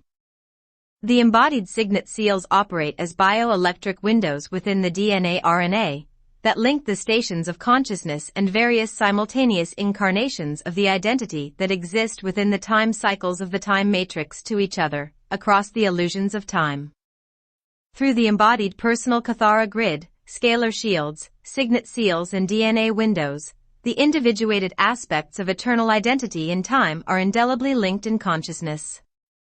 This intrinsic linking of personal consciousness within the various simultaneous cycles of time appears to the embodied human awareness as reincarnational memory. The embodied manifestation template of the human form is a microcosmic reflection of the macrocosmic universal and cosmic manifestation templates. Both microcosmic and macrocosmic manifestation templates share, and are interwoven through, the same primal structures of the kathara 12-tree scalar grid, the 5 3-dimensional scalar shields and signet star and seed crystal seals and the dyadic point black and white hole sets of energy vortices that manifest upon the kathara grid. Human consciousness and biology are directly and indelibly connected to the universal Templar complex through the personal internal Templar complex of the personal manifestation template. Healing and primal fulfillment. A rudimentary but operational understanding of the intrinsic structure of the embodied personal manifestation template and its relationship to the universal Templar complex allows the embodied human consciousness the opportunity for progressive participation within the processes of conscious evolution and intentional restoration of the organic imprint for health. All manifest disease originates through distortions in the electrotonal scalar wave programs of the kathara grid, scalar shields and manifestation template. To achieve true and lasting healing rather than suppression and transference of disease to other embodied systems, distortions within the personal manifestation template need to be realigned from the causal kathara grid level through regenesis of primal order within the organic imprint for health. Manifestation template healing therapeutics, based upon the knowledge of the kathara grid, simultaneously work to restore the natural intended primal order and function of the human body and consciousness, while expediting the evolutionary process of merging the stations of identity through time, to facilitate fulfillment of the organic primal purpose. The primal purpose of human evolution is the achievement of transmutational dimensional ascension and co-creative mastery over the personal external consciousness and internal Templar complex within the holographic fields of the time matrix. Through fulfillment of the primal purpose, humanity will regain the primal condition of conscious at one-ment with the universe and the central source of creation, or God. The Universal Templar Complex. The Transduction Sequence. The transduction sequence represents the phases consciousness passes through into dimensionalization and the process by which conscious energy is transduced and changes form to enter the wave spectra within which perception of manifestation is possible. Holographic reality construction. The unified field of conscious energy. The scalar standing wave grids that make up dimensionalized morphogenetic fields represent the intrinsic structure of the cosmic unified field of energy within which all things exist. Energy is conscious and consciousness is energy. Consciousness energy cannot be created or destroyed. It simply changes form, while simultaneously remaining always the same, the eternal unified field of consciousness. The Kathara grid. All forms of consciousness and perceivably manifest forms derive their individuation within the unified field through the structure of their individuated morphogenetic field. Though having much diversification within the geometrical mathematical programs that form individuality within like patterns, the core of all identity and manifest form is the same, the intrinsic structure of the Kathara grid, the core holographic template of dimensionalization upon which morphogenetic fields are formed. Interwoven morphogenetic field. The inherent structure of interwoven Kathara grids forms spherical dimensionalized morphogenetic fields within which consciousness can experience the holographic projection of manifest reality, space, time, matter, and externalization. The spherical morphogenetic structures of the microcosm exist within the greater spherical morphogenetic fields of the macrocosm, forming a system of conscious energetic spheres within spheres that represents the interwoven morphogenetic fields of the cosmic unified field of consciousness energy. Spheres within spheres are interwoven morphogenetic fields. The microcosm within the macrocosm.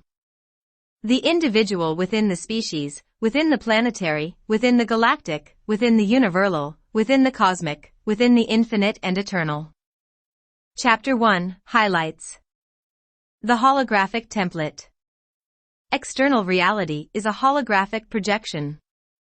Perception of solidity and externalization is determined by the oscillation rates between dimensionalized units of consciousness partiki, partika, and particum. Dimensionalized units of consciousness form frequency bands that exist in specific relationships to each other. We perceive as solid the frequency bands that exist one full-dimensional band below the frequencies within which the consciousness is stationed. Dimensionalization creates the structure through which consciousness can perceive the hologram of externalization. The human body is a hologram built upon a holographic template of units of consciousness structured into scalar standing wave grids that represent the living morphogenetic field blueprint upon which matter and dimensionalized consciousness manifest.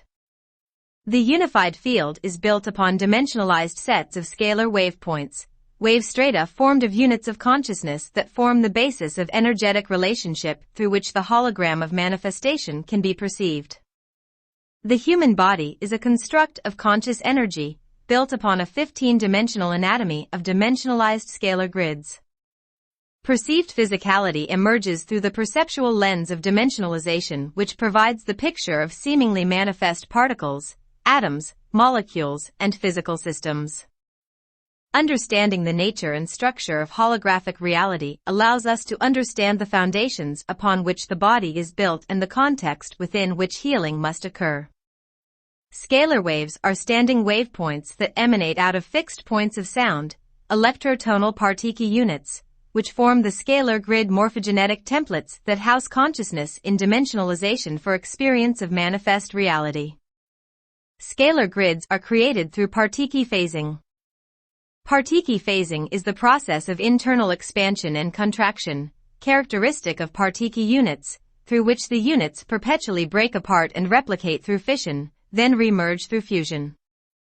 creates a flashing on and off of scalar wavepoints, or flashline sequences, that determine the intrinsic orientation of consciousness within the scalar grids composing morphogenetic fields. Dimensions are scalar grids of consciousness composed of interwoven layers of scalar waves with varying flashline sequences, or frequency bands. Dimensions are frequency bands, or Particle wave spectra, that exist within specific relationship to each other to form the template of holographic reality. Frequency bands are synchronized, repeating flashline sequences of particle phasing that give the appearance of manifest movement of wave spectra within a dimensional scalar grid. Subfrequency bands are portions of the flashline sequences that make up the whole dimensional band. The frequency of a dimensional band is determined by the vibratory oscillation rate of particle units that make up the dimensional scalar grids. Vibration is the internal movement or energy holding of particle units. Oscillation is the external movement or energy expended by particle units. Vibratory oscillation rate is the rate at which particle phasing flashing on and off occurs. Vibration and oscillation exist in direct proportion to each other. As vibration increases, energy holding, oscillation decreases, energy expenditure. Faster flashline sequences, higher frequency, expend more energy, raise oscillation, and lower vibration of scalar templates. Higher oscillation, which means slower vibration, creates slower electron movement around nucleus and less perceivable density of matter. Jaw dimension is a full frequency band or full cycle of a flashline sequence. The universal morphogenetic template is built upon sets of 15 primary flashline sequences that form 15-dimensional time matrices within which manifestation can be experienced. Dimensions are organized into sets of three full flashline sequences and 3 frequency bands that create the template through which three-dimensional manifestation can be experienced. Each set of 3 dimensions is called a harmonic universe. There are 5 harmonic universes within a 15-dimensional time matrix. Each dimension contains 12 primary sub-frequency bands, which are partial flashline sequences. Particle in each dimension have specific set particle phasing rhythms, giving each dimension a specific ratio of vibration oscillation. Higher dimensions have faster particle phasing, are higher frequency and thus have higher oscillation, lower vibration, and less particle density. Vibratory oscillation rate within a dimension determines the angular rotation of particle spin, or rotational axis of particles in a dimension. There is a 90-degree shift between each dimension and a 45-degree reverse shift in between harmonic universes. Particles having varying vibratory oscillation rates and allow multiple three-dimensional reality fields to coexist within the same space while remaining perceptually and experientially invisible to each other. The relationship between wave strata and variance in particle phasing, flashline sequences, within dimensional frequency bands create holographic refraction of consciousness energy that allows perception of an externalized, three-dimensional holographic illusion for consciousness focused within the scalar grids of the 15-dimensional time matrix. Universal and planetary kathara. The kathara grid is the first level of particle structure that sets consciousness into dimensionalization. It is thus the core holographic template upon which the morphogenetic field blueprint is structured. The kathara grid is the core holographic template for dimensionalization of the unified field of consciousness energy, through which the microcosm and the macrocosm are structured. All things are built upon the foundation of the kathara grid. There are 3 primary levels to the kathara grid. Level 1, the 12-tree grid with kathara centers and kathara lines. Level 2, the crystal seals with uva bodies and scalar shields, and Level 3, the dyadic points of minute energy vortex white and black hole sets. Kathara 12-tree grid. Level 1 Kathara holds the base electrotonal programs of particle phasing and dimensional structure upon which the other Kathara levels and the morphogenetic field are built. Kathara scalar shields and crystal seals. Level 2 Kathara grid is composed of 5 groups of 3-dimensional scalar shields and crystal seals that regulate the rates of partiki phasing to create the base structures upon which dimensionalization is built. Kathara diotic points. Level 3 Kathara grid is made of sets of minute white and black hole energy vortices, made of interdimensional scalar wave spectra, that regulate the flux of consciousness energy between dimensional, harmonic and parallel and antiparticle systems. Cosmic morphogenetic structure is built upon interwoven Kathara grids and the dimensionalized scalar standing wave templates they form. The 5 primary scalar templates of dimensionalization are formed on scalar shields, composed of sets of 3 dimensions, which form 5 3-dimensional spheres of energy called uva bodies. Uva bodies and their scalar shields hold consciousness energy into 5 separate but interwoven 3-dimensional systems. The Kathara grid, and the multiple levels of morphogenetic structure built upon it, is the causal element behind and within all manifestation and thus the core holographic template through which the imprint for health can be restored to biology. All manifest disease originates through distortions in the natural electro-tonal partiki unit arrangements of the Kathara grid and uva body scalar shields. The Kathara grid and morphogenetic field are the core elements through which lasting healing is created.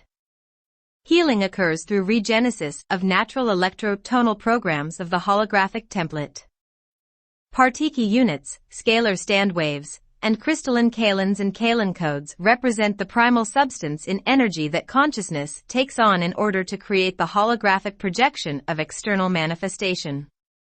The Kathara grid, 15-dimensional structure, scalar shields, crystal seals, 5 3-dimensional harmonic universes and uva bodies, diotic point vortices and the subtle and dense matter energetic systems that manifest upon them represent the primal order of mathematical and geometrical interrelationship that primal substance utilizes to orchestrate the manifest hologram through creation of manifestation templates. The interwoven, ordered structures of scalar wave fields that form the universal manifestation template of the 15-dimensional time matrix are collectively referred to as the universal Templar complex. The interwoven, ordered structures of scalar wave fields that form the personal manifestation template of 15-dimensional human anatomy are collectively referred to as the personal internal Templar complex. The internal Templar complex, a structural replica of the macrocosmic universal Templar complex, anchors personal consciousness into the time matrix for the experience of the space, time and matter hologram. The primal purpose of human evolution is the achievement of transmutational dimensional ascension and co-creative mastery over the personal eternal consciousness and internal Templar complex within the holographic fields of the time matrix. Regenesis of the primal order within the organic imprint for health creates true healing and expedites the natural processes of human evolution. Through fulfillment of the primal purpose, humanity will regain the primal condition of eternal conscious at one-ment with the central source of creation or God. Chapter 2. The Elements of Healing. The structures of manifestation and reclaiming our power. In part 1 of this program, The Context of Healing, we explored the hidden foundations of reality structure within which our existence takes place, the context of relativity through and within which healing occurs. We learned that the context of existence can be viewed as taking place within a unified field of energy, and that energy is consciousness and consciousness is energy. In our exploration we encountered the partiki, partika and particum, the ultra-microparticle units of consciousness in electrotonal form, through which the tangible structure of living morphogenetic fields are formed.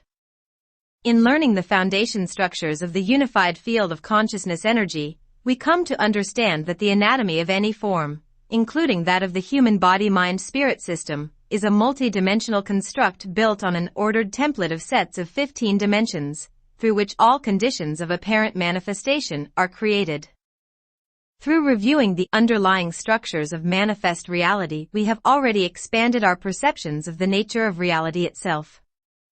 With these simple revelations of knowledge, we have shifted ourselves from a perspective of viewing the reality before us as one of separate manifestations disconnected from our being to a perspective of viewing reality as an intricate system of interwoven consciousness, expressing in the form of standing wave strata, to which we are intimately and indelibly connected. Suddenly we find that we cannot be left are of things, we cannot be on the outside as life passes us by, that there is no outside from which we may stand separate, as by the nature of our existence we are an intrinsic element and force of creative effect within the whole of creation. Through this knowledge we have begun to lap the secrets of self, as we shift from viewing ourselves as mortal creatures trapped within a gross matter finite physical body to knowing ourselves as the expression of conscious, sentient wave strata, eternal beings ensconced within an eternal universe, within which energy consciousness cannot be created or destroyed, it simply changes form perpetually. We move from perceiving ourselves as finite beings of limited power to affect a wind that is separate from us, to knowing that we are walking waveforms within a sea of interrelated waveforms and that the pattern of our being operates as an intrinsic part of the whole. As we begin to perceive ourselves in terms of the unlimited reality of our nature, rather than define ourselves by the limited boundaries of the manifest illusion before us, we begin to reclaim our power to effect desired change within the contours of our lives. Knowledge, knowing and the imprint for health. Knowledge is an agent of freedom, if it is used to foster practical applications of change.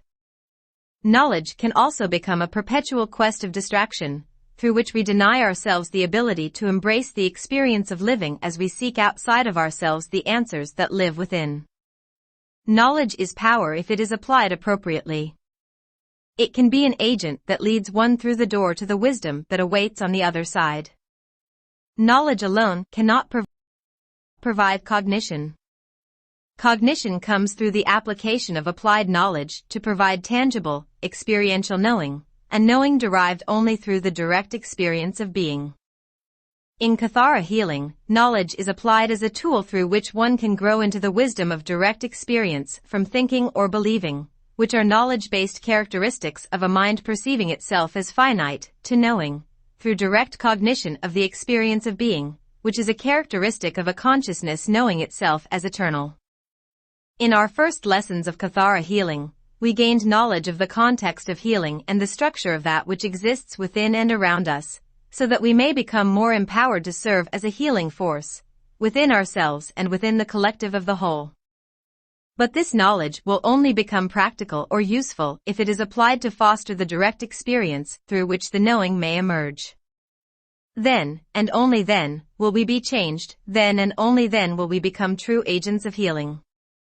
Knowledge can help you to understand the nature of health and healing, but only through knowing health through direct experience will you be healed. To know health we must rediscover this quality within ourselves, to experience the quality of wellness that emerges as the imprint for health is reawakened within the human body. First we must use knowledge to recognize that the imprint for health is there, sleeping silently within us, awaiting this awakening. Healing the causal core. Fixing symptoms does not restore the imprint for health, it simply masks from view the causal elements through which non-health manifested. Removing the symptom without addressing the underlying cause simply sets the stage for the cause to re-manifest itself in new ways, through new sets of symptoms. Each symptom you remove will give birth to another symptom if the underlying cause is not changed.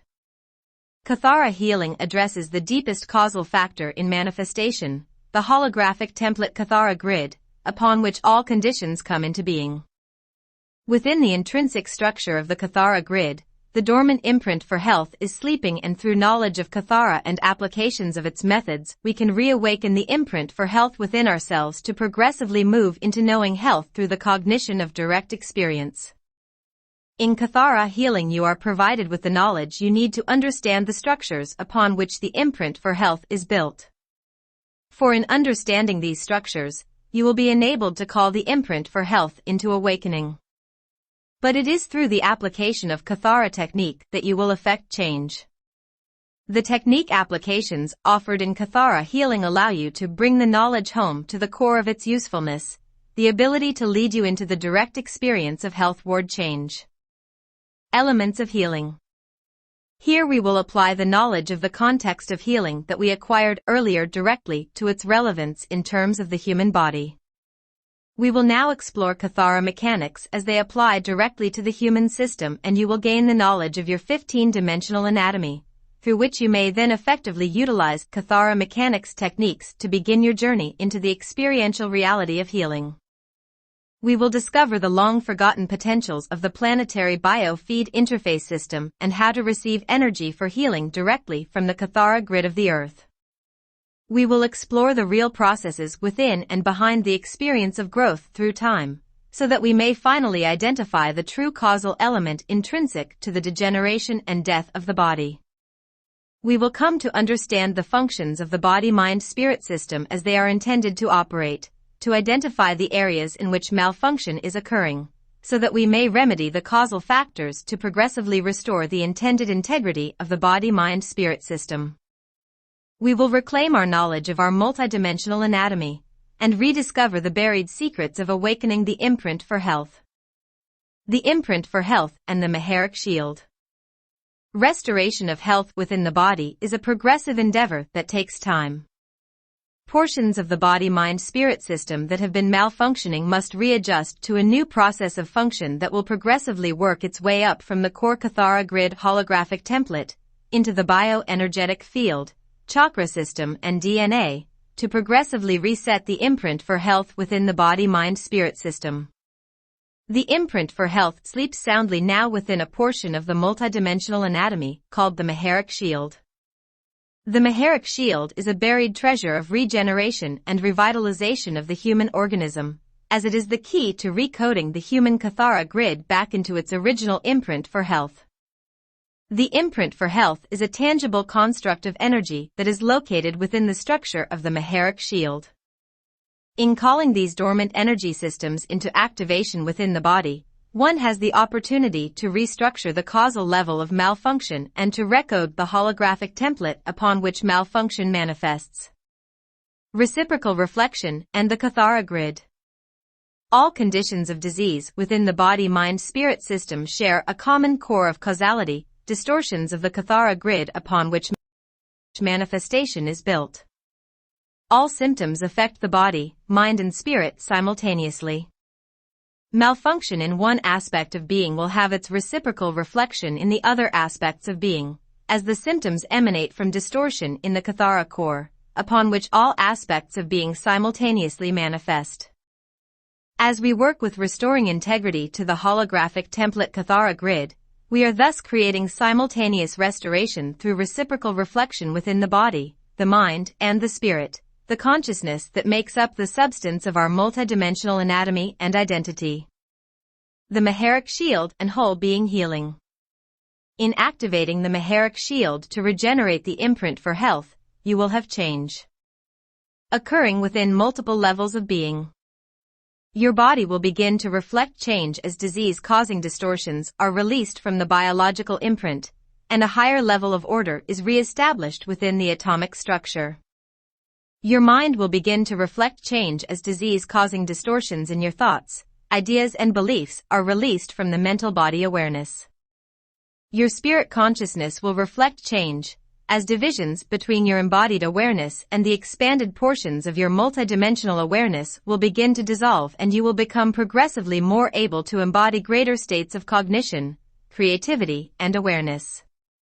Kathara grid recoding through the use of the Maharic shield will set in motion the processes of whole being healing, as the imprint for health is progressively reawakened and restored within the body-mind-spirit system. Activation of the Maharic shield within the personal kathara grid will lay the foundation for progressive, lasting, and powerful restoration of the imprint for health within your body-mind-spirit system. Learning to activate the Maharic shield to restore the imprint for health requires a bit of knowledge regarding elements of the hidden anatomy of multidimensional being and application of specific energetic mechanics that will directly affect these hidden structures of energy. We will begin part 2 with a discussion on the elements of healing as they apply to developing the skills required to create the condition of Maharic shield activation, through which the imprint for health can receive its wake-up call. Awakening the personal and planetary Templar complex connection. Interwoven personal and planetary kathara grids. The core holographic templates of both the personal and the planetary morphogenetic fields are built upon a scalar standing wave kathara grid. As the morphogenetic fields of species are interwoven into the larger morphogenetic field of the planet they inhabit, there is a direct energetic connection between the kathara grids of the individuals and that of the planetary body. This connection between personal and planetary kathara grids is called the planetary biofeed interface system, or planetary biofeed interface system. For thousands of years, the planetary kathara grid has carried distortions in its natural pattern that have rendered the planetary biofeed interface system primarily inoperable. Kathara distortions in the planetary morphogenetic field blocked the human's innate ability to draw energy for regeneration and revitalization from the planetary morphogenetic field. When the human kathara grid system is working properly, there is a natural sympathetic rapport between the personal and planetary kathara grids that keeps the imprint for health within the human Maharic shield functioning properly. Due to the distortions of the planetary kathara grid, the human kathara grid developed reciprocal distortions, which created blockages between the Maharic shield imprint for health and the other functional portions of the human kathara grid. The blockages within the human kathara grid manifested as distortions within the natural function of the DNA and bodily systems, disarming many of the natural self-regenerative functions organic to human biology and rendering the human form more susceptible to disease and malfunction of the biological system. As there is a reciprocal reflection of patterns between the body, mind and spirit aspects of the human organism, due to their common causal element of the kathara grid holographic template, distortions within the DNA and physical body function also become reciprocal distortions within the mental body and its perceptual facilities, and within the spiritual body, as the kathara distortions block and distort the organic cycles through which higher dimensional aspects of consciousness would progressively embody within and expand the human form. The planetary biofeed interface system. As the morphogenetic fields of species are interwoven into the larger morphogenetic field of the planet they inhabit, there is a direct energetic connection between the kathara grids of individuals and that of the planetary body. This connection between personal and planetary kathara grids is called the planetary biofeed interface system, or planetary biofeed interface system. Return of the planetary biofeed interface system, gift of the 21th century. The secrets of utilizing the planetary biofeed interface system have been passed down within the generations of the Melchizedek human families, who brought these teachings to Earth long ago, kept hidden from public display until a day when the planetary biofeed interface system could once again become operational through evolution and clearing of the planetary kathara grid. These teachings are now being returned to the public arena because progress has been made in restoring the integrity of the planetary kathara grid system. 4. The first time in many thousands of years the potentials of healing, held within the planetary biofeed interface system, can be returned to humanity, and the planetary biofeed interface system can now be activated within the personally biology to reawaken the Maharic shield and its imprint for health within the human kathara system. Reawakening the planetary biofeed interface system and the Maharic shield within the human body allows the personal kathara grid to open into the planetary kathara grid, through which the now functional holographic template of the planetary kathara can be used to reset the original imprint of function within the personal kathara, for accelerated regeneration of the imprint for health within the human form. The Hierophant symbol code planetary biofeed interface system trigger. The first application of the planetary biofeed interface system that we will employ in kathara healing is utilizing the energies flowing through the planetary kathara grid to reawaken the Maharic shield within human anatomy. The process of opening the planetary biofeed interface system within the personal morphogenetic field involves using a specific scalar standing waveguide geomancy, a consolidated interdimensional frequency pattern that triggers release of the frequency seals, Kathara Level 2 crystal seals, on the presently dormant 10th, 11th and 12th chakras, opening the human bioenergetic field and Kathara grid to the Kathara grid, bioenergetic field, ley lines and energy vortices of the planetary morphogenetic field. The waveguide geomancy, containing the frequencies to activate the planetary biofeed interface system and the Maharic shield, can be directed by human consciousness in the form of a visually created symbol code. This symbol code is called the Hierophant. In Technique 2, the Maharic seal and the liquid light cleanse, to be explored in Part 3 of Section 1, the Hierophant symbol code will be used to bring the Maharic shield and the planetary biofeed interface system out of dormancy, in order to reset the imprint for health within the operational holographic template of the human Kathara grid. The Hierophant symbol code scalar waveguide for Kathara reprogramming. Thoughts and images, formed by the mind, represent small morphogenetic fields with minute Kathara grids that become interwoven into the larger morphogenetic field and Kathara grid of the human multidimensional anatomy. Thoughts are things in terms of the bioenergetic reality of the body and the Kathara grid. Thoughts become translations of electro-tonal digital instructions within the human bioenergetic field, and directly enhance or detract from the natural function of the electro-tonal programs of the human Kathara grid. In recognizing the power of thought as the power of creation of scalar standing wave grids, we can begin to apply that power effectively in regeneration of the Kathara holographic template, by directing needed electro-tonal instructions for awakening the Maharic shield into the embodied Kathara grid. The Hierophant symbol code, used in the form of a visualized image, sets a powerful electro-tonal program within the human Kathara grid, a program that triggers the opening between the human Kathara and the planetary biofeed interface system. The Hierophant symbol code appears in the form of a pale silver Merkaba star, a six-pointed Star of David, which represents the electro-tonal program of the 11th and 12th dimensional aspect of the universal Kathara grid.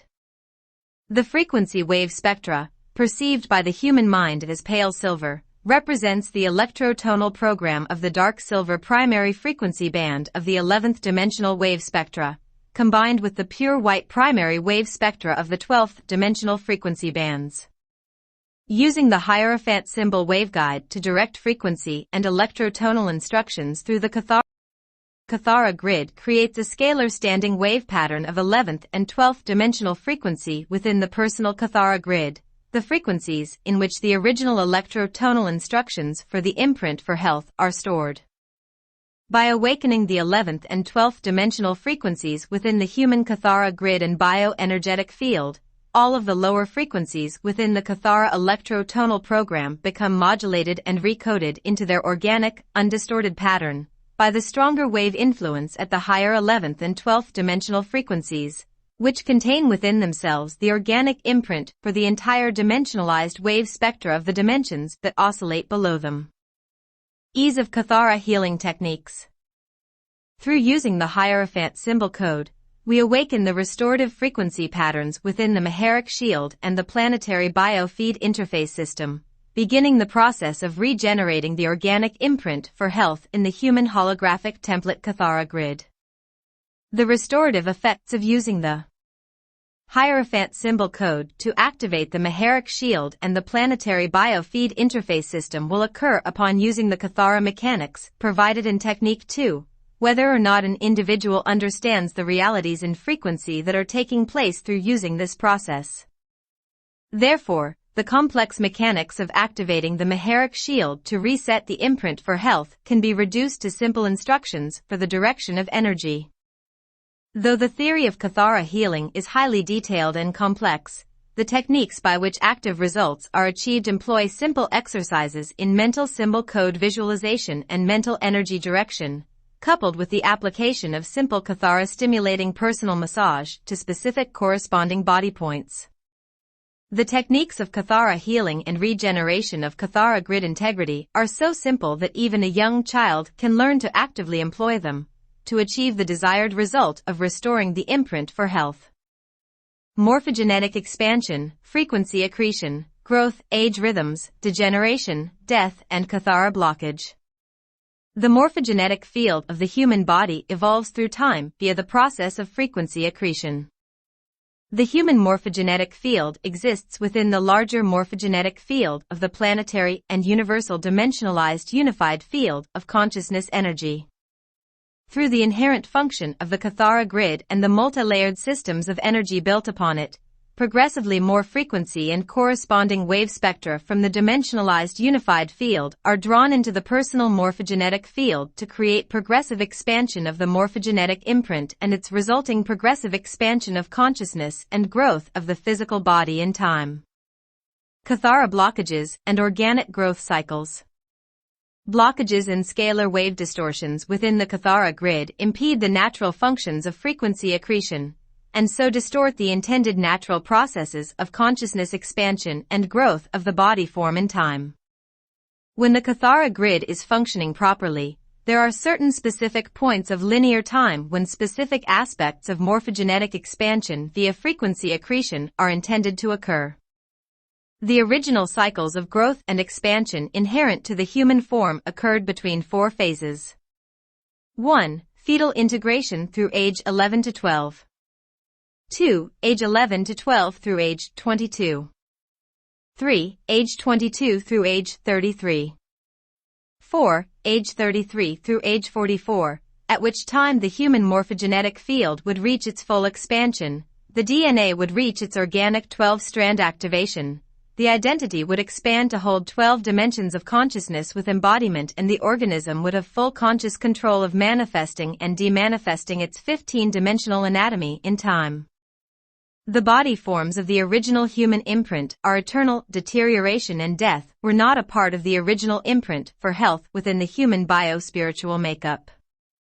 Through understanding how the process of growth and expansion in time were intended to work, we can also understand the core reason for the manifestation of the system's malfunctions, the conditions of biological and mental deterioration that lead to the condition of biological death, a condition that is inorganic to the original genetic imprint of the human form. The first natural expansion cycle.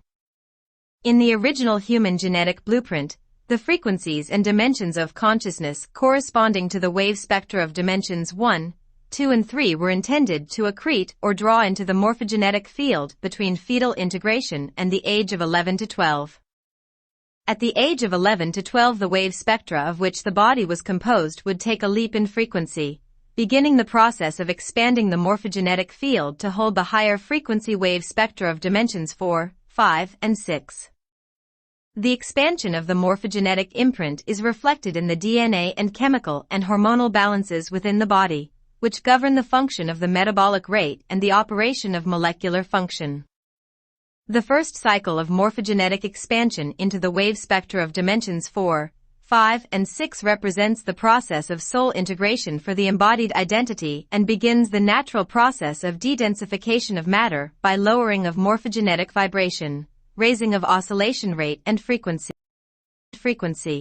and shortening of the wavelength of the scalar waves that compose the matter form and consciousness.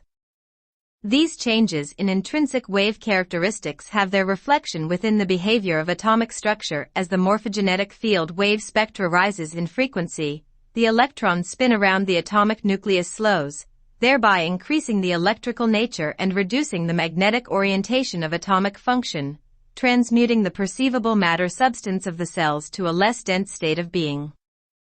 Completion of the soul integration process marks the transmutation of carbon-based gross matter density into the carbon-silica-based semi-etheric matter density and the expansion of embodied awareness from 3 to 6 dimensions of consciousness.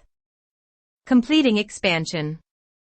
This process of progressive morphogenetic field and consciousness expansion and resulting de-densification of biological matter continued throughout the remaining expansion cycles.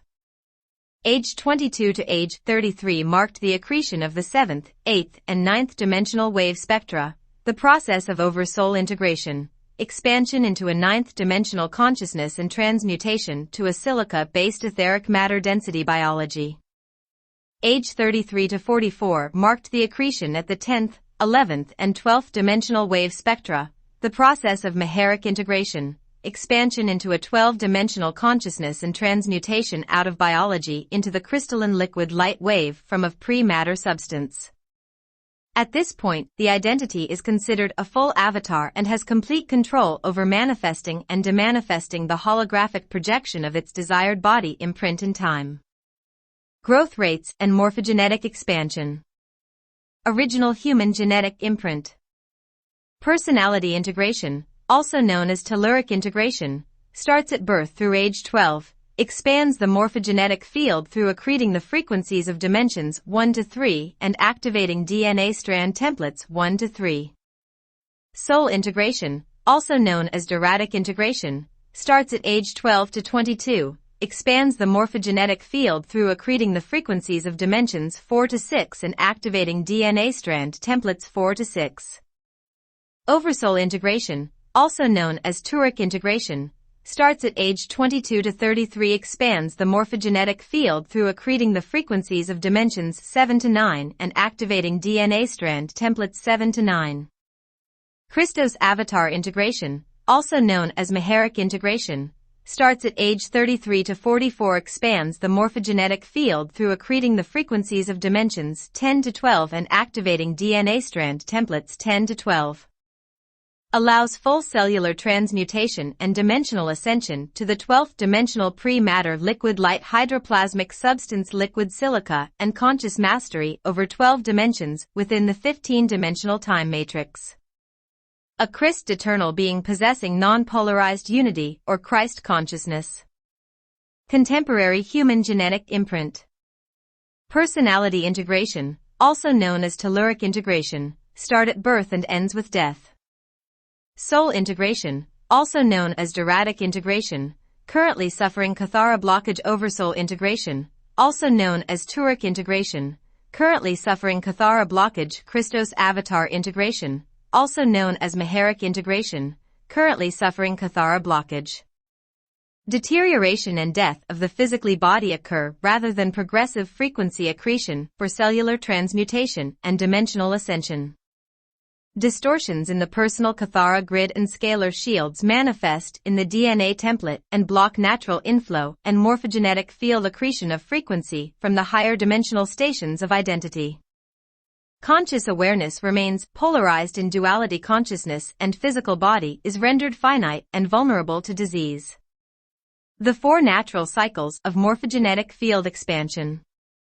The 4 cycles of morphogenetic field expansion represent the original organic process by which the human organism was intended to evolve through time. The inorganic condition of human illness and death, the processes of biological and mental deterioration and resulting death of the biological form, which we presently view as facts of life regarding the process of human passage through linear time, are not organic conditions to the human organism. Other life forms, such as the animal kingdoms, that manifest through morphogenetic fields having less than 12 kathara centers active within their kathara grid, cannot undergo the full process of bodily transmutation into pre-matter substance and cannot fully expand their embodied awareness into 12th dimensional consciousness. For the animal kingdom, the process of evolution is also frequency accretion, but it is achieved through expanding one's body form to its full capacity, then entering the consciousness into a morphogenetic imprint with a bit higher capacity, until eventually the consciousness can accrete enough frequency to take it into the next level of matter de-densification and consciousness expansion. Death is natural to the organic animal kingdom. Humans were intended to undergo the full spectrum of morphogenetic expansion and cellular transmutation within one eternal body image, that was built upon a program of full activation of the 12 kathara centers of the kathara grid. Death is not natural for humans. Kathara grid blockage and molecular compaction. The process of biological deterioration and progressive movement toward biological death is the direct result of unnatural blockages within the kathara grid holographic template.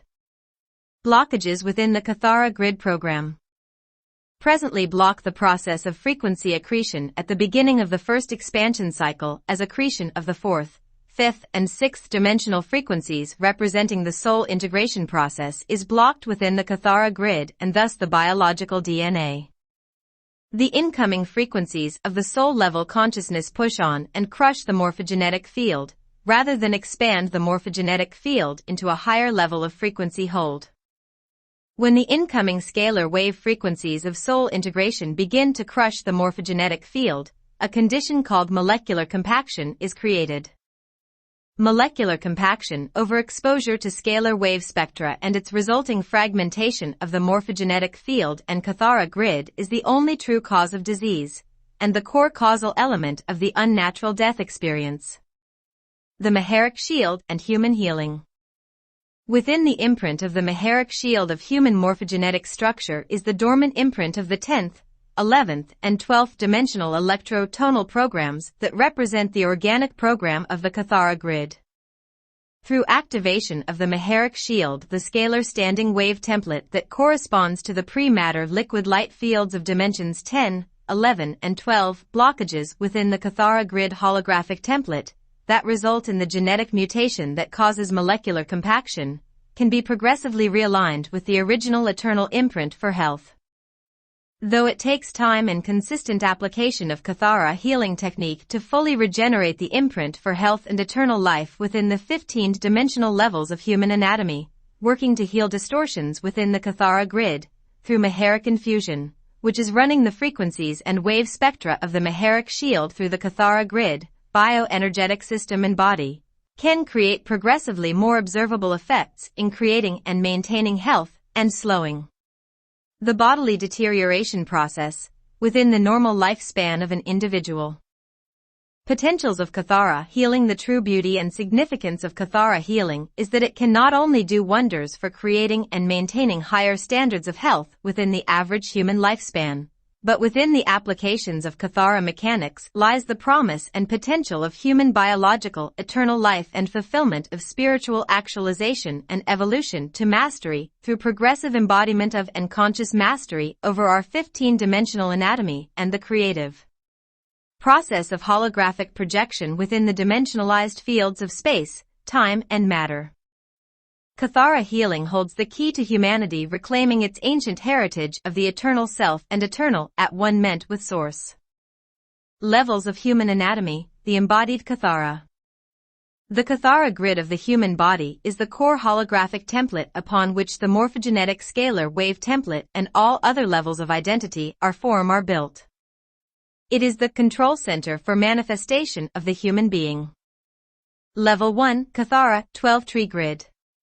Level 1 Kathara Grid 12 Tree is the first level of the Kathara Grid, sets the pattern for dimensionalization of consciousness through which identity can enter the time matrix for the holographic experience of manifestation.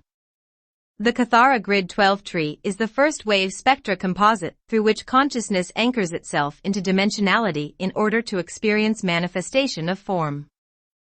All things within dimensional structure have the Kathara 12 tree activated within their morphogenetic pattern.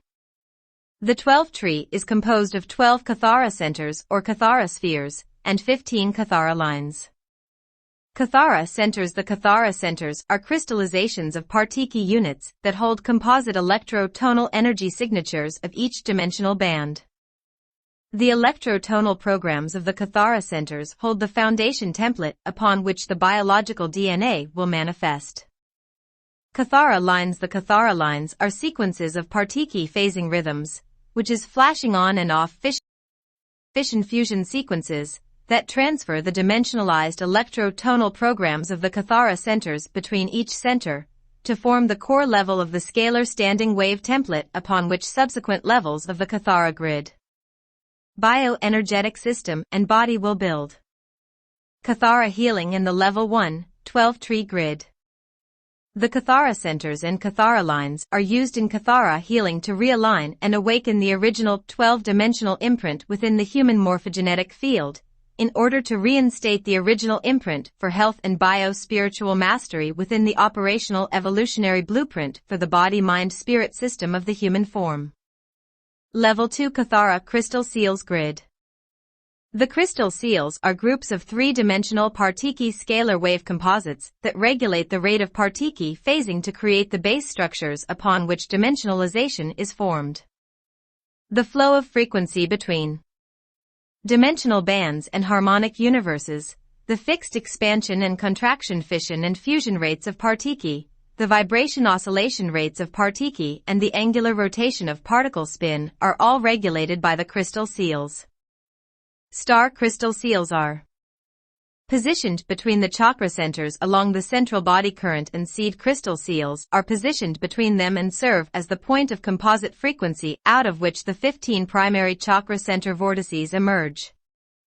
5-dimensionalized UVA body shields and 5 auric capsules. UVA bodies are 3-dimensional, tritonal scalar standing wave grids composed of numerous sets of crystal seals that form the electrotonal program upon which the kathara grid level 3 duratic points emerge.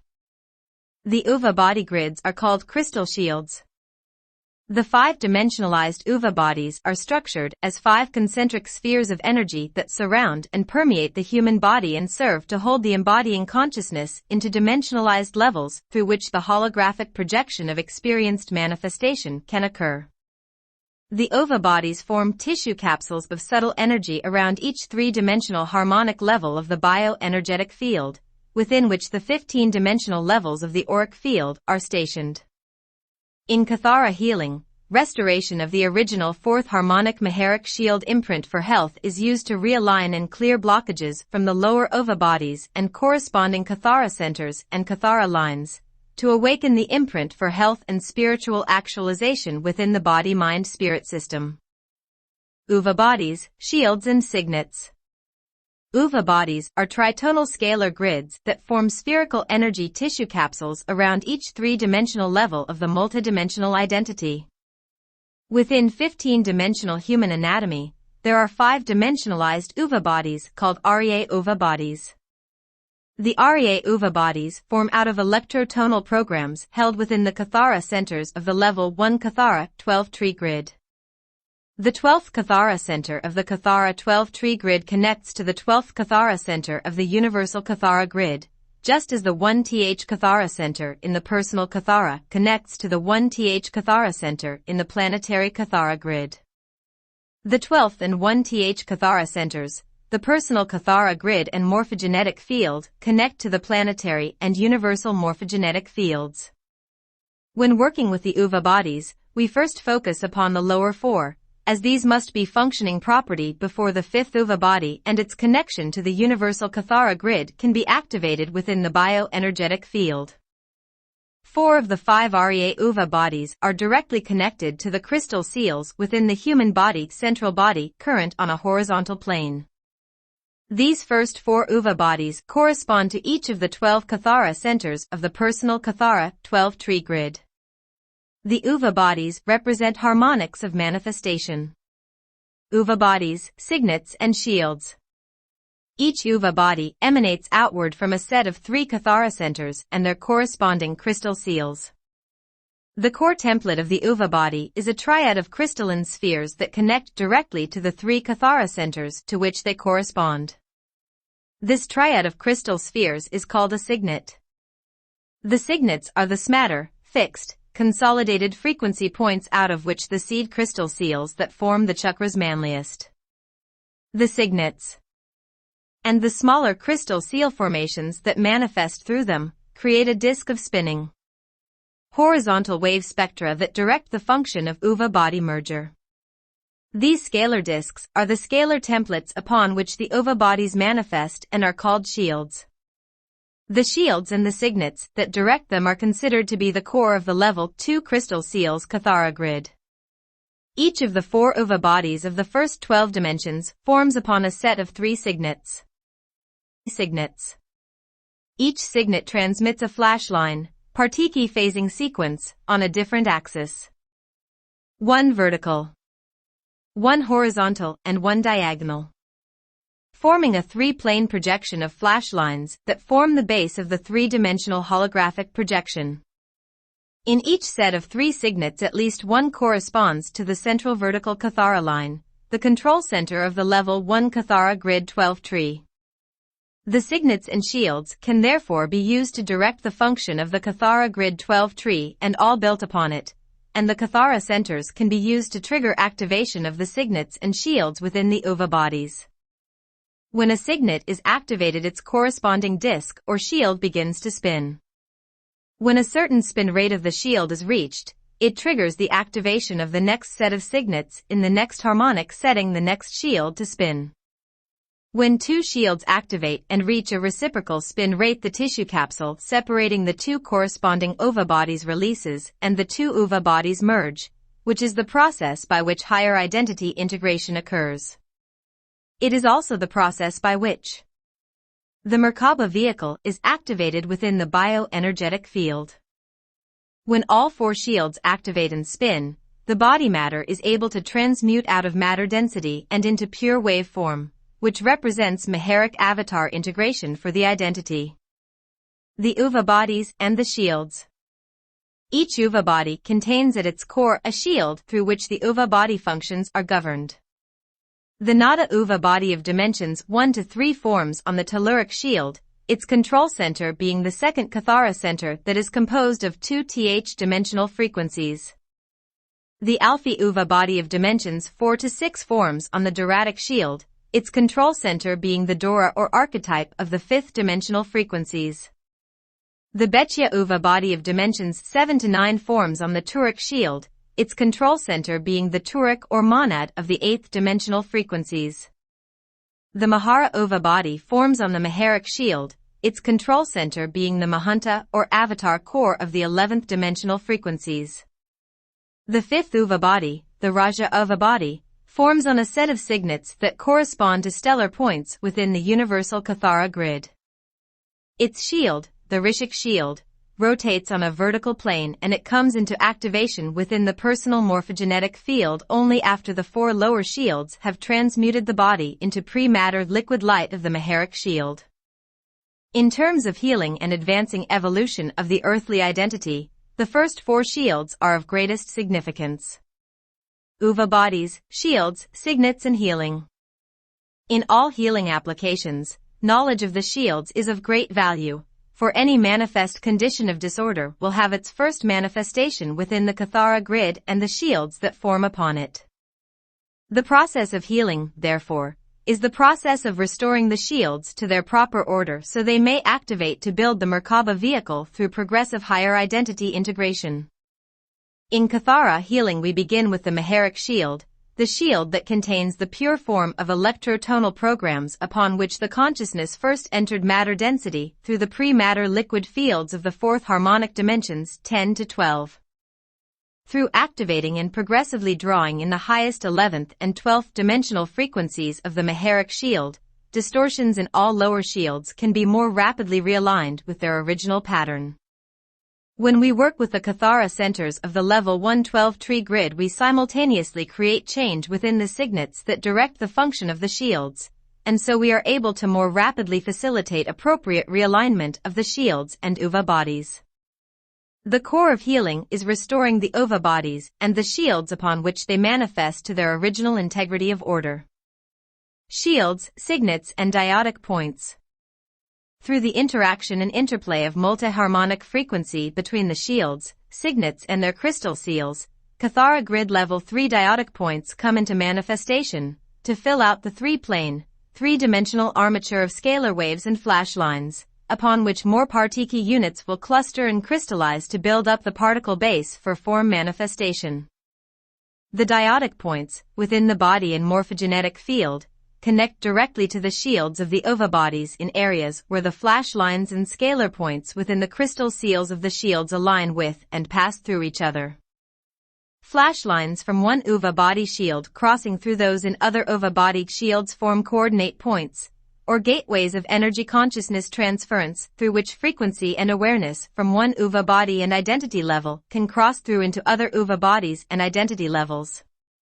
The coordinate points, or regularly scheduled points of flash line intersection, form tiny vortices of energy, which keep energy and consciousness flowing throughout the multiple dimensional levels of identity and anatomy. The vortices of energy created by the coordinate points of flash line sequences are called dyadic points, and they have a counter-reflection within anti-particle manifestation called meiotic points. Dyadic and meiotic points are sets of white and black holes that circulate energy throughout the anatomy. Kathara level 3 Kathara grid dyadic points. Dyadic and meiotic point.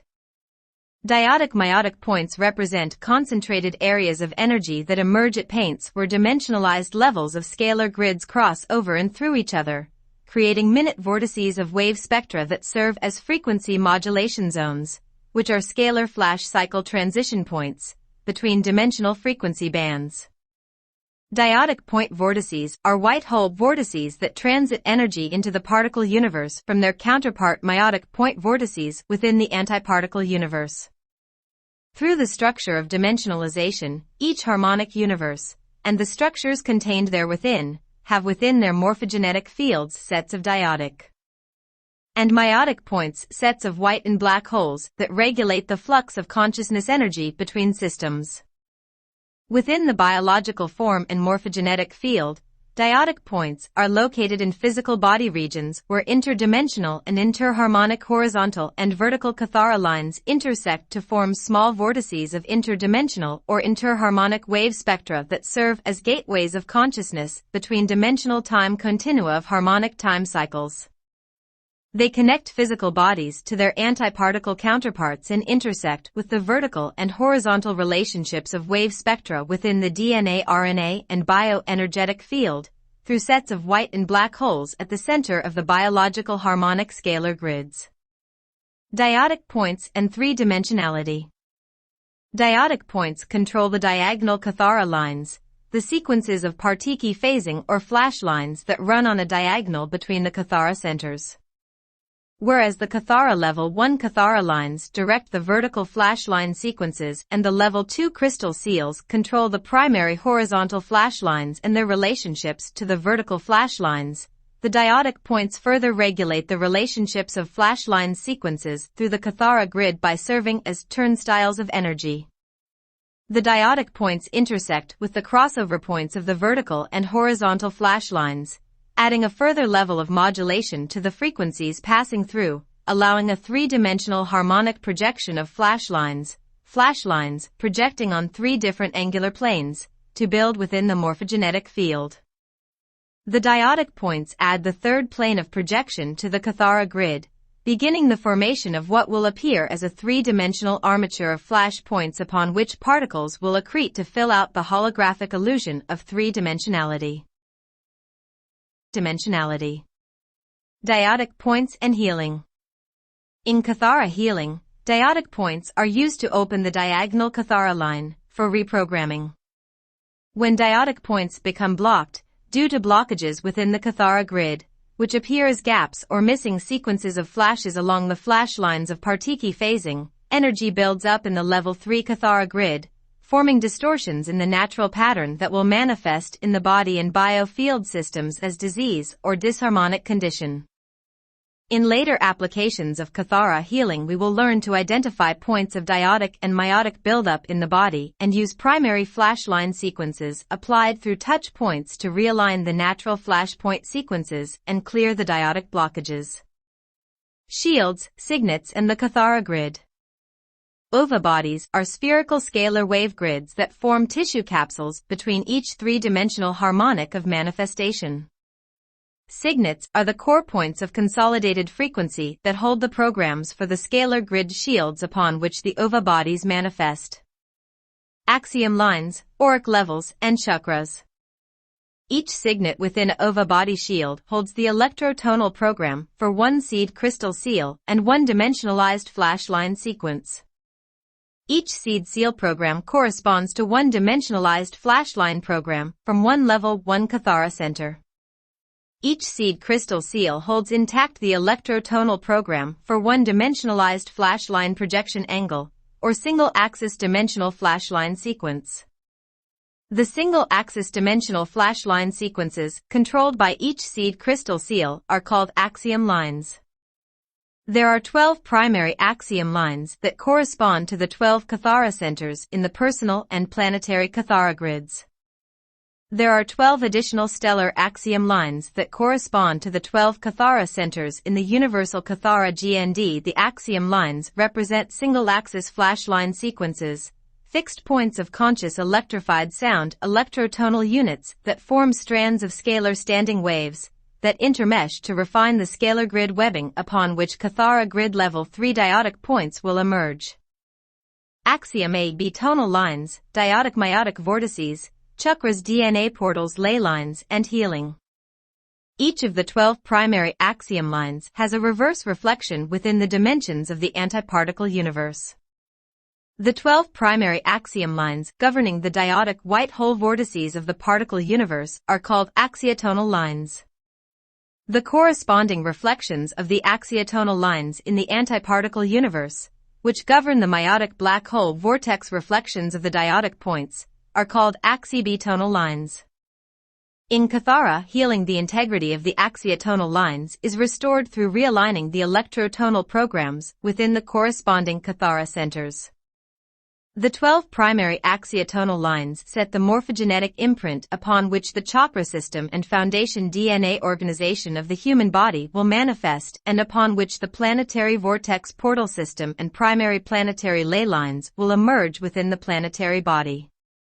Restoring the imprint for healing to the axiotonal lines and corresponding kathara centers will regenerate integrity within the DNA and chakra system of the body and will restore the organic operation of the planetary vortices portals and ley lines of the planetary morphogenetic grid. Restoring the imprint for health within the axiotonal lines simultaneously restores integrity to the corresponding diotic points and to the axi-B-tonal lines and their meiotic points. When working with kathara techniques that clear the miasmic imprint, the antiparticle blockages within the diotic points are realigned by clearing their miasmic distortions, which then re-establishes the integrity of the corresponding axiom A and B tonal lines, sending a realigned electrotonal program back through the seed seals and the level 1 kathara centers. If the programs within the kathara centers are simultaneously realigned using infusion of the frequencies of the Maharic shield, the kathara center programs, the axiom lines and the diotic points will be progressively restored to health. If the kathara centers are not simultaneously realigned, the restored axiom line programs will be overridden by the kathara centers programs until the restored programs reach critical mass through prolonged repetition. Clearing the miasmic imprint while simultaneously patterning the level 1 kathara centers and kathara lines via Maharic infusion is the fastest way to restore the imprint for health within the human body, mind-spirit system and within the natural operations of planetary biomechanics. Axiom lines, diotic points, UVA bodies, shield and auric field levels. The single-axis flash line sequences of the 12 primary axiom lines cross over and through each other to form coordinate points between the UVA body shields, through which the white hole level 3 diotic point vortices emerge. The varying angles of flash line projection within the axiom lines create separate dimensionalized bands of frequency, separate sets of flash line sequences, within the UVA body structure. As there are 3 signets and thus 3 seed seals and 3 axiom lines inherent to each UVA body shield, each UVA body becomes dimensionally compartmentalized into 3 separate yet interrelated sections, each section having inherent sets of diotic points. Each dimensionalized aspect of the UVA bodies becomes a level of the auric field within the bioenergetic system. There are 12 inner layers of the auric field, which correspond to dimensions 1 to 12 and to the 12 primary kathara centers, seed seals, and axiom lines of the first 4 UVA bodies. There are 3 outer layers of the auric field that correspond to dimensions and seed seals 13 to 15, to the first 3 kathara centers and axiom lines of the universal kathara grid and to the 5th UVA body.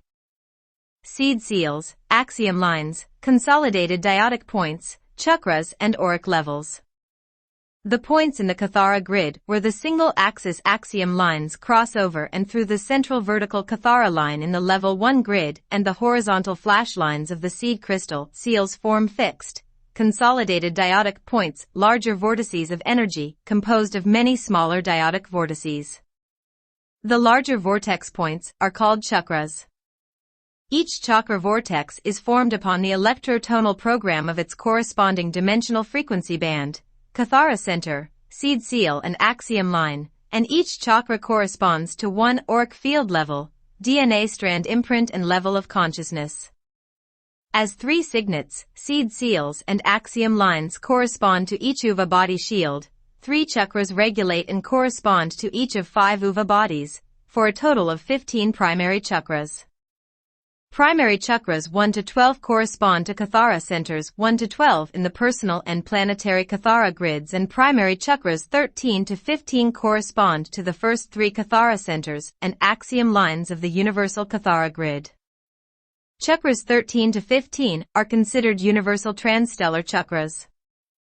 The chakras regulate the transduction of flash line sequences from the dimensionalized unified field and dyadic vortices of the axiom lines and auric field levels into the uva body tissue capsules and rivulet channels that connect to the physical, electromagnetic, chemical and hormonal aspects of the visibly manifest form. Chakras regulate the flow of consciousness energy between the dimensionalized auric field levels of the uva bodies, keeping the various multidimensional stations of consciousness separate, in order to allow for experiential perception of holographic manifestation. Each chakra circulates its single-axis flash line sequence along the angle of projection carried within its corresponding axiom line, and this angle of flash line projection determines the angular rotation of particle spin, known as ARPs, or the axis upon which particles rotate within each dimensionalized portion of the anatomy. There is a 90-degree shift in flash line angle of projection from one chakra and dimensional band to the next, which creates a go-degree shift in angular rotation of particle spin between each dimensionalized portion of the anatomy. Between each three-dimensional uva body there is also a 45-degree reverse shift of flash line projection angle, which creates a 45-degree rather than a 90-degree forward shift of flash line projections angle between each uva body and between each set of 3 chakras, 1 to 3, 4 to 6, 7 to 9, 10 to 12, 13 to 15. The precise angles of flash line projection and ARPs between chakras create the perceivable three-dimensional hologram. About chakras. A chakra appears within the bioenergetic field as 2 cones or spirals of multicolored energy that are linked together at the tip in the central body current through the seed crystal seal out of which the cones emerged.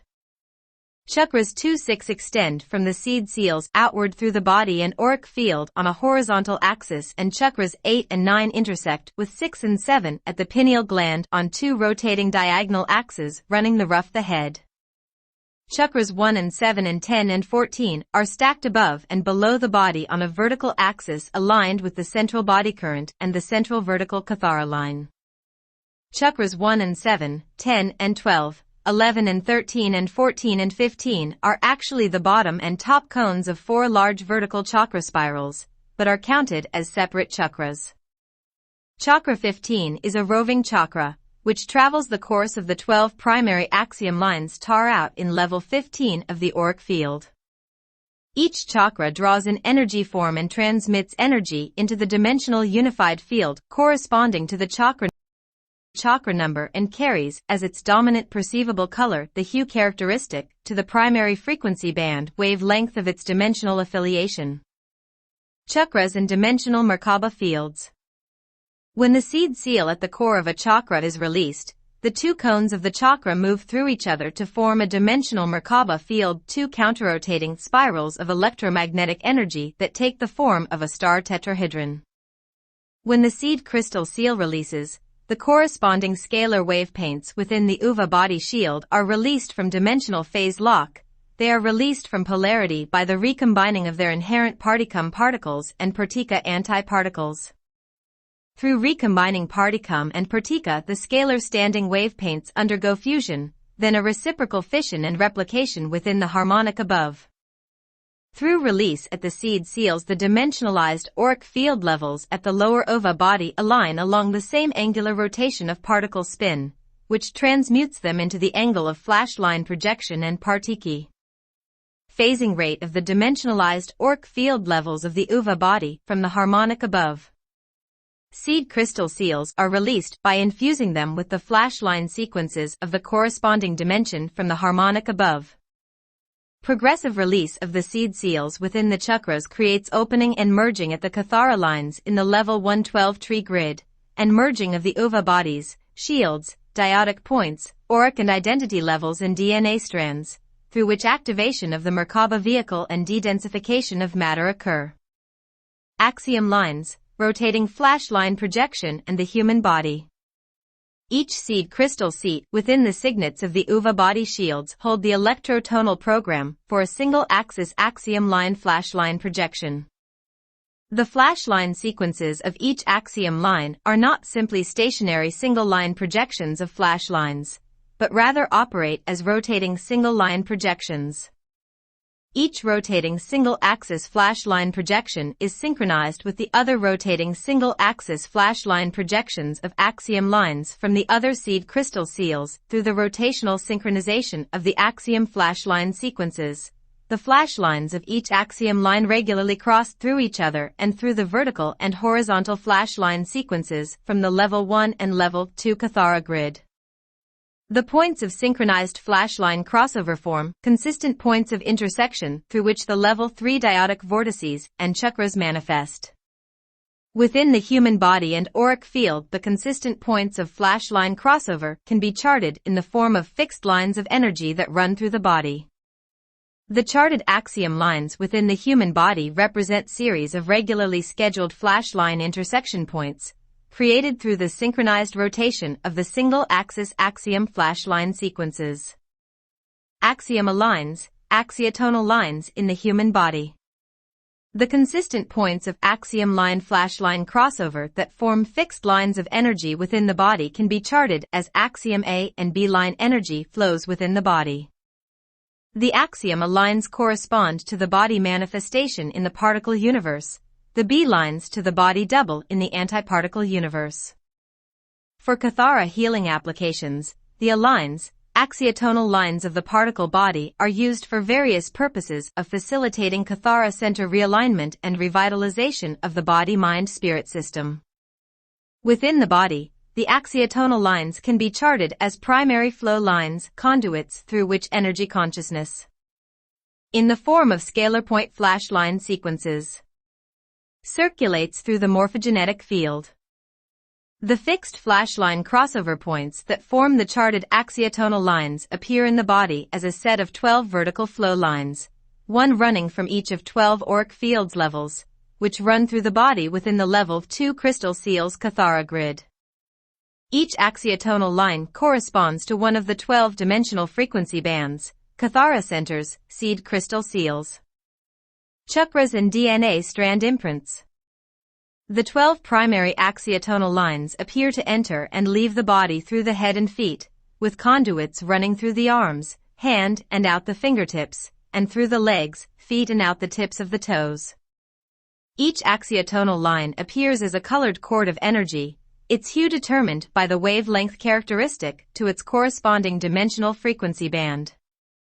In charting the positions of the 12 primary axiotonal lines in the body, numbering and color are used to denote the dimensional correspondences of each axiotonal line. Axiotonal lines 11 and 12 and the hara line axiotonal lines 11 and 12, which correspond to the 11-inch and 12 dimensions, kathara centers, sea seals and chakras, run vertically through the center of the body along the kathara grid level L central vertical kathara line, forming a twisted rope of dark silver, D11, and white, D12, energy that wraps around the central vertical kathara line flash line sequence. The central vertical kathara line, which appears as a thin silver-gold flash line energy running from the 14-inch chakra, 36 above the head, through the body and into the 13 chakra at Earth's core, is imbued with frequencies from 12th, 11th and 8th dimensions, the frequencies of white, dark silver and gold. In Level 2 kathara grid, the rotating single-axis flash lines of axiotonal lines 11 and 12 spiral around the thin silver-gold flash line of the central vertical kathara line, merging into a thin, vertical tri-tonal flash line of primarily gold hue that becomes the core of the central body current. In ancient Eastern healing systems, this thin gold vertical line is called the hara line, and is often considered the foundation of the manifest form. In truth, the Level 1 kathara 12-tree grid and the signets, crystal seals and shields of kathara Level 2 are the deeper foundation upon which the hara line manifests. The hara level of kathara.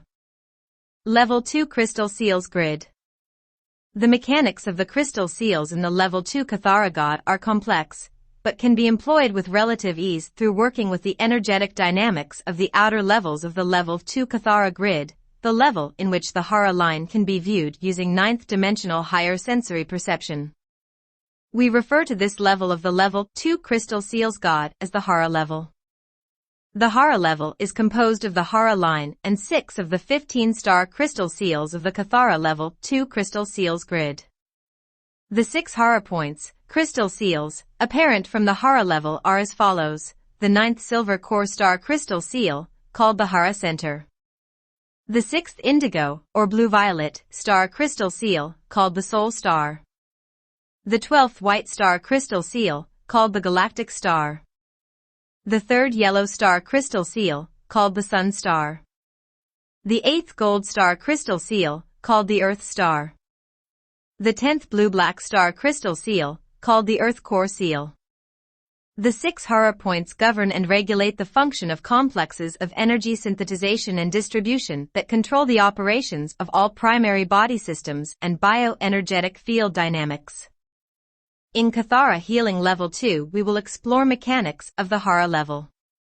In Level 1 Kathara Healing we will simply become familiar with Hara level as an element of 15-dimensional human anatomy. The Hara and the Kundalini. The silvery gold energies of the Hara Center, 9th Star Crystal Seal, are interwoven at the base of the spine with what is referred to as the Kundalini life force energies.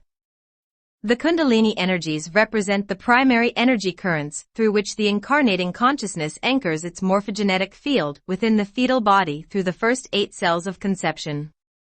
The Hara Center energies interweave at the base of the spine with the frequencies of the first star crystal seal, the red star seal, in the first cell. When the Hara Center seal is dormant and activated only to the 3-dimensional level, its pale silvery gold frequencies appear to be encased within a crimson-red sheath of first-dimensional energy, often making the Hara Center and Hara line appear to be red in color. As the Hara Center comes into activation, through progressive release of the 9th star crystal seal, the 8th-dimensional and silver 9th-dimensional frequencies of the Hara become the dominant hues, giving the Hara Center and Hara line its natural silvery gold color. With full activation of the Hara Center and 12th-dimensional Maharic integration, the tritone frequencies of the Hara Center and Hara line take on tricolor spectrum of pale sliver, gold and red-violet, pale magenta, as the Kundalini primary life force currents, at the base of the spine, activate within the central vertical current of the body. Full activation of the Kundalini merges the 7th-dimensional violet, 1st-dimensional red, 8th-dimensional gold and 9th-dimensional silver frequencies with the full-spectrum white sliver energies of the 12th-dimensional Maharic current. The Hara Center, like L-star crystal seals, is one of the primary regulatory elements of the natural Kundalini energies. As the Kundalini energies, at the base of the spine, are brought out of higher dimensional dormancy, through progressive activation of the star crystal seals in the Kathara Level 2 Crystal Seals Grid, the Hara Center progressively reflects these changes by expanding in size and energy processing capacities and taking on hues, wave spectra, of the higher dimensional frequencies. The Kundalini energies, at the base of the spine, are the key to physical cellular transmutation of the body. Kundalini energy currents regulate the physical body's position in space-time, keeping the physical body phase locked into the planetary time cycle in which it was conceived, following the mathematical programs set by the star crystal seals and the Kathara grid. For physical transmutation to occur, the Kundalini energies of the higher dimensions must be brought into embodied activation, setting the processes of the internal Templar complex into motion. The DNA template manifests upon the program set by the Kathara grid.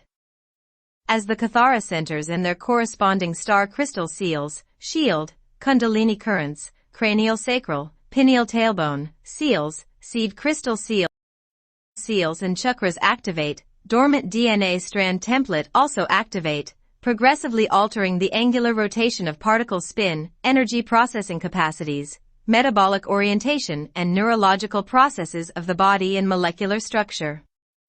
As these physical changes occur through activation of the crystal seals and energies, the Merkaba vehicle, interdimensional counterrotating electromagnetic fields in star tetrahedral form, progressively builds within the bioenergetic field, allowing the physical body release from phase lock within its home spacetime vector.